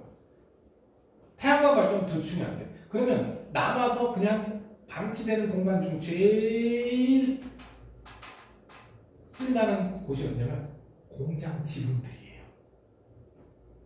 공장 지붕들. 요즘은 공장 지붕이나 아파트 옥상 이런 데 있지. 이런 데다가 태양광 발전소 많이 설치하고 있어요. 솔직히 너네 아파트 단지에 옥상에다가 옥상에다 태양광 발전소 깔아놓잖아? 어차피 아파트 옥상에 올라가 못 올라가. 뛰어내려서 자살할까 봐 못 올라가게 해놨잖아. 거기다 이거 설치하면 공용전기 있지? 복도라든가 그 밤에 조명용 전기 있잖아. 공용 거.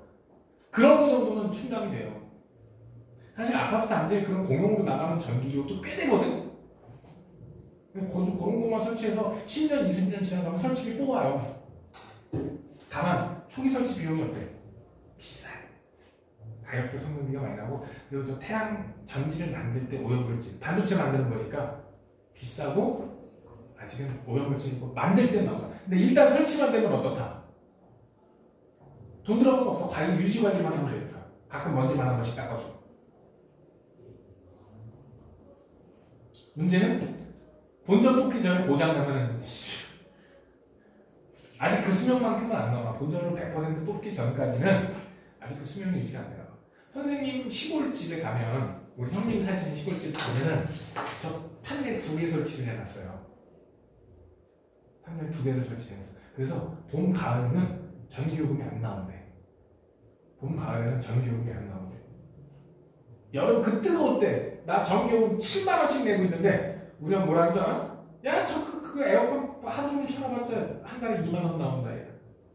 그 태양광 발전 때문에, 그것 때문에 여름에 낮에 계속 에어컨 켜놓고 살아도 한 달에 2만원밖에 안 나온대. 그거 설치할 때 내가 막 우리 형한테 꼬드겼거든. 형 하나만 달지 말고 달 수 있는 만큼 달아달라고 그래. 막 내가 꼬셨거든. 다른 집들 하나 달 때 우리 집만 2개를 달아놨어. 3개를 달아. 형 더 되면 3개 달아달라고 막 그랬더니 공간이 안 나와서 3개까지는 못 달고 2개만 다는 거야. 다른 집은 하나 달았는데.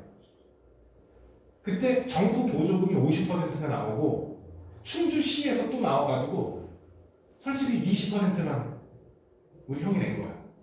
솔직히 20%만 냈는데 지금 우리 형 얘기로는 이거 벌써 본전 뽑았다. 20%밖에 돈 안 냈으니까 벌써 본전 뽑았다. 여름에 옛날에 에어컨 쓰고 이러면 전기요금이 뭐 8만 원 막 이렇게 나오는데 지금 여름에 에어컨 많이 써도 2만 원밖에 안 나오고 2, 3만 원밖에 안 나오고 봄, 가을엔 아예 그냥 제로를 찍힌대. 마이너스인데 그걸 돈을 돌려주지 않고 봄, 가을에 많이 쓰면 거기서 삭감해서 주는 거야. 그래서 1년에 몇 달은 그냥 전기요금 안 낸대요. 그것만 해도 꽤 괜찮지 않아? 근데 아파트 사는 사람들은 지분이 있어 없어? 없지?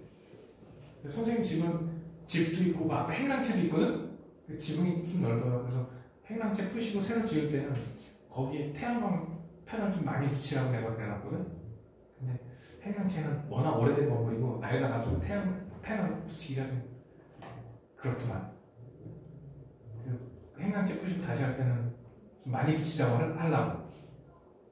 그럼 계속 용돈 받아 쓸 수 있을 것 같아요. 요즘에 이렇게 집집마다 이렇게 태양 전지를 이렇게 지붕하고 이렇게 붙여놓으면은 전기요금이 많이 절약이 된다 그래요. 근데 아직은 저기 초기 설치비가 좀 비싸서, 그리고 우리나라 태양광 중국산이 워낙 싸게 들어오니까 우리나라 태양광 전지 생산 업체의 90%가 망했어요. 지금 진짜 극소수밖에 안 남았어요. 이번에 대통령이 그랬잖아요. 정부 시책으로 하는 거는 중국산 못 쓰게 하라고. 왜냐면 이전 정부에서는 태양광 발전을 이거를 추진을 했는데 싼 거 설치하다 보니까 다 중국산 갖다 설치를 했던 거야. 근데 이번 대통령은 조금 더 비싸더라도 국책 사업은 우리나라 안에 있는 기업들 거를 써줘라. 좀 비싸도.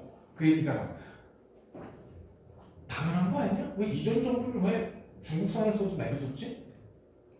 미국도 요즘 다 자국 우선 아니야? 그래서 좀 괜찮은 것 같아요. 바이오 에너지도 요즘 많이 씁니다. 근데 우리나라는 알코올 엔진을 안 써. 우리나라는 알코올 엔진 쓰는 데가 없어. 저쪽에 남미 쪽 가면은 알코올 엔진 많이 쓰는데 우리나라는 알코올 엔진을 안 써요. 왜 안 쓰나 몰라? 알코올 엔진 쓰면 주유를 자주 해야 돼. 똑같은 기름통을 써도 2배 빨리 소모된대요. 그래서 요즘 얘기 많이 하는 게 핵융합 에너지. 핵융합 에너지. 수소를 합쳐서 헬륨을 만들면서 나오는 에너지. 인공태양이죠? 뭐라고? 인공태양. 그럼 선생님, 중수소 어디서 나와요? 바다에서 뽑으면 돼요. 바닷물에 H2O 중에는 중수소가 생각보다 되게 많거든요? 그거 뽑아낼 수 있는 기술은 이미 가지고 있어요. 우리나라는 산면이 바다고. 즉, 연료는 남아 용단 얘기야. 그럼 핵융합 기술 확보만 되면 되거든? 1억 5천만 켈빈을 안정적으로 유지시키면서 발전할 수 있는 핵융합을 시도할 수 있으면 되거든? 여기서 문제. 이제 겨우 300초 유지했어요. 5분. 올해 500초가 유지가 목표인 걸로 알고 있고. 근데 우리나라가 이 핵융합 발전에서는 전 세계 탑5 안에 들거든? 아직은 요번에 나죽기 전에 이 핵융합 발전이 뭐 정부 발표에 의하면 2060년에는 상용 발전을 하겠다. 앞으로 한 40년 더 연구해갖고 상용 발전을 하겠다 뭐 이런 얘기하고, 영국인가 프랑스인가 유럽에는 이미 핵융합 발전소를 짓고 있어요. 핵융합 발전소를 짓고 있다고 이미. 그 중에 상당수 부품이 우리나라에서 가져가는 거야. 특히 그 토카막은 전 세계에서 우리나라가 제일 좋아요. 그래서 토카마하고 이런 초전도 관련 물품은 우리나라에서 되게 많이 수출을 했어요. 그래서 그게 완성이 되면 우리나라도 꽤나 짭짤하게 수익을 챙길 수 있을 것 같습니다. 핵융합 발전을 해서 전기를 충당하기 시작하면 우리나라는 석유 사오는 양을 10분의 1로 줄여도 돼. 진짜 엄청나게 줄일 수 있어. 그럼 아마 우리나라 국가 경쟁력이 확 올라갈 거야. 왜냐면 기름 사오는데 워낙 돈을 많이 썼지. 그 돈을 절약할 수 있다면 우리나라 국가 경쟁력이 확 올라갈 거예요. 중동의 기름 부자들은 망하겠지만. 그래서 요즘 핵융합 발전에 아직은 가격대 성능이 안 나오고 아직도 수십 년을 연구를 더 해야 되지만 이거 성공하면 대박. 에너지 해결 친환경 에너지 도시. 지역 환경에 맞는 신재생 에너지를 활용한다. 그러니까 그거야. 물이 많으면 수력 발전도 쓰고 화산이 있으면 지연 발전 쓰고 제주도처럼 바람 많이 불면 풍력 발전 쓰고 그 지역 특색에 맞는 재생 에너지를 쓰자. 제주도는 이제 발전소가 하나도 없어요. 제주도에는 화력 발전소가 없어요. 모든 화력 발전소를 멈췄어요. 제주도는. 뭐로? 태양광하고 풍력 있지? 태양광, 풍력, 타력으로 화력 조류 발전으로 충당을 해요. 일부 모자르는 거 있을 수 있겠지? 그거는 부산 쪽에서 육지에서 끌고 갔어요. 전력 케이블이 육지에서 연결이 되어 있어요. 그래서 모자랄 때만 조금씩 끌어갔어요. 그래서 제주도는 에너지를 자립하겠다. 올해인가 내년인가가 에너지 자립도 100%가 목표예요. 제주도는 모든 에너지를 스스로 생산해서 스스로 쓰겠다. 화력발전소 안 만들고 깨끗한 자연환경 유지하겠다. 이게 제주도의 목표랍니다. 근데 제주도가 그게 가능한 이유가 뭘까? 바람이 졸라 많이 불어. 그래서 풍력발전소를 설치하면, 풍력 방수기를 설치하면 되게 많은 전기를 생산할 수가 있어요. 근데 다른 데는, 야, 서울에다 풍력발전기 설치할 데 있어 없어? 별로 없죠? 우리나라 풍력발전소 대부분 어디가 있어? 바닷가 아니면 태백산맥이에요. 효율이 좋지 않아. 근데 제주도는 섬이지. 그러니까 바닷가에 설치해서 근처에서 바로바로 공급이 가능하니까 제주도는 그게 가능해요. 우리나라는 좀 쉽지 않을 것 같아. 핵융합. K스타 정도는 알아둡시다. 뭘 알아두자고? K스타. 이건 이니셜이야. 나도 풀 스펠링은 몰라요. 안 외웠어. 어우, 야.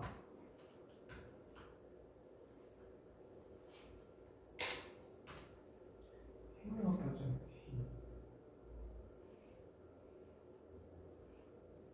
K스타라고 되어 있는데, 아, 이거 아니고.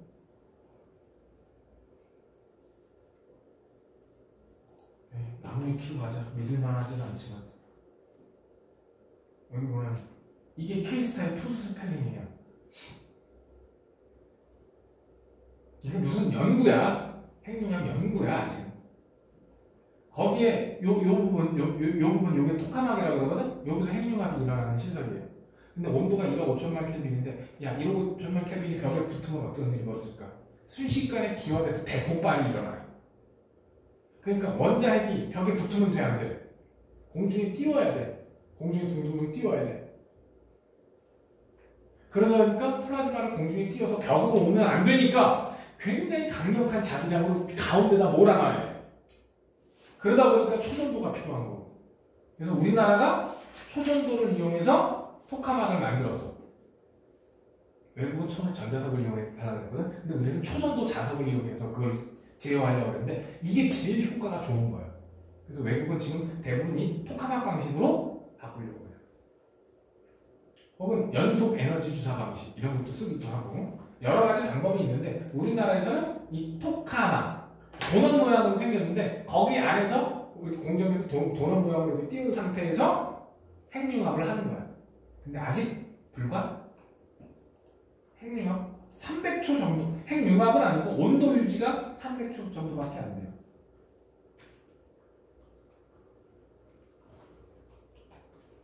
음. 300초 정도가 달성은 됐고 올해가 작년에 300초 성공했으니까 올해가 500 몇 초가 목표였던 걸로 알고 있어요. 1년에 몇 번밖에 연구를 못해. 온도가 하도 높아가지고.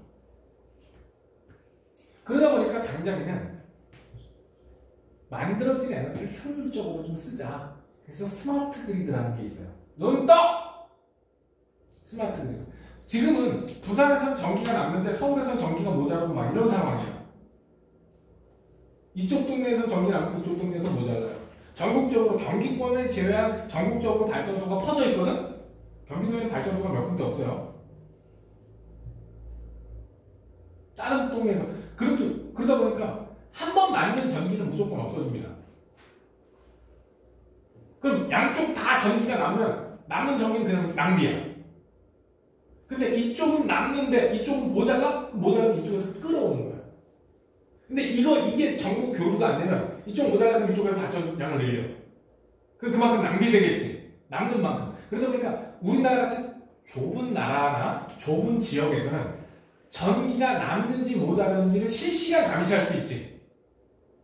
네트워크를 만들어서. 그래서 이쪽에 전기가 좀 남네? 그럼 모자라는 쪽으로 보내주고. 이쪽에 좀 모자랄 것 같아. 어디 남는 데 없나? 이거를 먼저, 남는 데가 없나를 먼저 살펴보는 거야. 그래서 남으면 끌어오고. 그러면 낭비되는 전기가 어떨까? 되게 적어지겠지? 낭비되는 걸가 적어졌다? 그럼 그만큼 절약이 된 거나 마찬가지잖아. 그래서 이 스마트 그리드는 바로 그거예요. 전력망을 정보통신 이거하고 연관시켜서 남는 거를 모자라는 쪽에 이렇게 서로 보완을 해서 낭비되는 에너지를 줄이자는 거예요. 또 하나는 남는 에너지를 저장하자. 뭐 하자고? 아직까지 이건 효율적이지 못하게 효율적인 에너지가 없어요. 에너지 저장 수단이 없어요. 만약에 너네 아파트 단지 전체에다가 공급할 수 있는 배터리 수준이면 배터리 크기가 아파트 한 동만 할 거야. 그만한 배터리 돈 얼마일까? 아파트 짓는 게 싸지 않을까? 그 정도 배터리면? 야, 벼락 있지, 벼락. 벼락을 딱 전기를 저장할 수 있으면 얼마 쓸 수 있을 것 같아? 너네 아파트가 한 달 정도 쓸 수 있어. 벼락 한 방 딱 충전하면 그거 배터리를 저장하면 아파트 단지 한 1000가구짜리 아파트 단지가 한 달 정도 쓸 수 있을 거야. 굉장한 전기죠. 문제가 있어. 벼락 치는 시간은 0몇 초인데 0몇 초 만에 충전이 안 돼. 배터리 자체를 초전도로 만들어야 돼. 배터리 값이 어떻게 될까? 너무 비싸. 그치? 거기다 그 저온을 안정적으로 유지시킬 수 있는 기술도 아직은 부족하잖아. 그래서 배터리 기술이 굉장히 발전하면 아마 벼락을 저장할 수도 있을 거야. 근데 그래도 소규모 연구실 하나, 연구소 하나 정도, 조그만 연구소 하나 정도, 그 안에서도 되게 중요한 시설들이 있지. 얘네들은 배터리를 당분간 유지한다고. 병원에는 그런 시설이 있어요. 병원 시설은 수술실은 3차야. 일단 전기를 써. 이 전기가 나면 비상발전기가 들어와요. 비상발전기가 녹으면 배터리가 는 거야. 지금은 수술실 같은 경우는 3중이야. 근데 물론 수술실 배터리가 얼마 갈 것 같아? 24시간 갈 것 같아? 아니야. 수술실 배터리 찍혀야 10시간 넘어갈 거야. 찍혀야. 우리나라에서 전기가 10시간씩 끊기는 게 없어. 우리나라는 솔직히. 사용자들 기본적으로 전기 들어오고 끊어지면 발전기 돌고 발전기까지 혹시 문제가 있으면 배터리가 돌아오는 거야. 중요 시설을 이렇게 3중으로 설치를 해요. 중요 시설. 그게 ESS야. 에너지 저장 시스템. 사실 너희들 아파트까지 이게 될까 안 될까? 아직은 멀었어요. 근데 중요한 연구시설이라든가 중요한 국가기관은 이런 시설이 있습니다. 1차는 상전, 2차는 발전, 3차는 축전기, 배터리. 가상발전소, 에너지 저장 시스템과 신재생 에너지 발전소 등 얘네들 분산 전원을 모으는 거야. 솔직히 스마트 그리드하고 큰 차이가 없죠?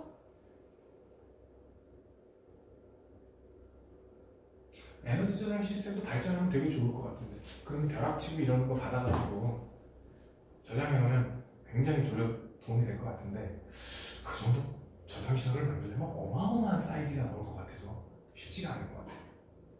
지하 주차장이 아니라 지하 배터리실이 될 것 같아요. 그 정도가 되면. 그러면 건물 새로 짓는 게 싸게 먹힐 것 같아요. 요거는 시도 중인데 될지. 내가 봐도 핵융합이 빨리 성공하면 딱 좋을 것 같아. 핵융합? 너무 위험하고. 근데 핵융합은 방사능이 별로 안 생겨요. 방사능도 안 생기고, 사실 폐기물도 방사능 내뿜는 물질이 아니고 이래서 원자력 발전에 비하면 엄청 깨끗한 거지. 그리고 사실상 자원 무관하다. 핵융합 발전 사실상 자원이 무관하다. 바닷물이 햇빛 계속 받으면 그 중수소가 계속 생기거든. 지구에 물이 떨어지고 지구에 수소가 고갈되기 이전에는 무한히 쓸 수 있어요. 바닷물 다 퍼다가 핵융합 발전하려면 그 전에 인류가 먼저 멸망하지 않을까? 그 정도 될 것 같아요. 그쯤 되면 대체 에너지 개발을 하겠죠.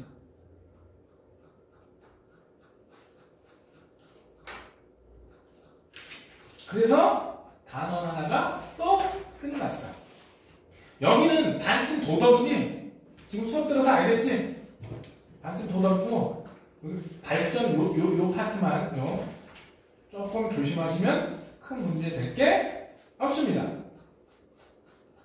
자, 빨리 좀 넘어가자. 에너지 효율 구하는 거, 그리고 발전 방식 종류별로 구분할 수 있는 거, 그 정도만 하면 끝이에요. 자, 마지막 단원이 과학과 미래 사회인데, 이거는 너네들 중학교 때도 마지막 단원에 이거 아니냐? 단원 이름이? 비슷하지 않았어? 근데 마지막 까먹으면 거의 다 그냥 넘어가가지고. 얘도 그럴 가능성이 커요. 얘도 기말고사 보면 아닐 가능성이 커. 다음 시간에 1시간 만에 요거 해치울 겁니다. 그래서 수업은 오늘은 여기까지.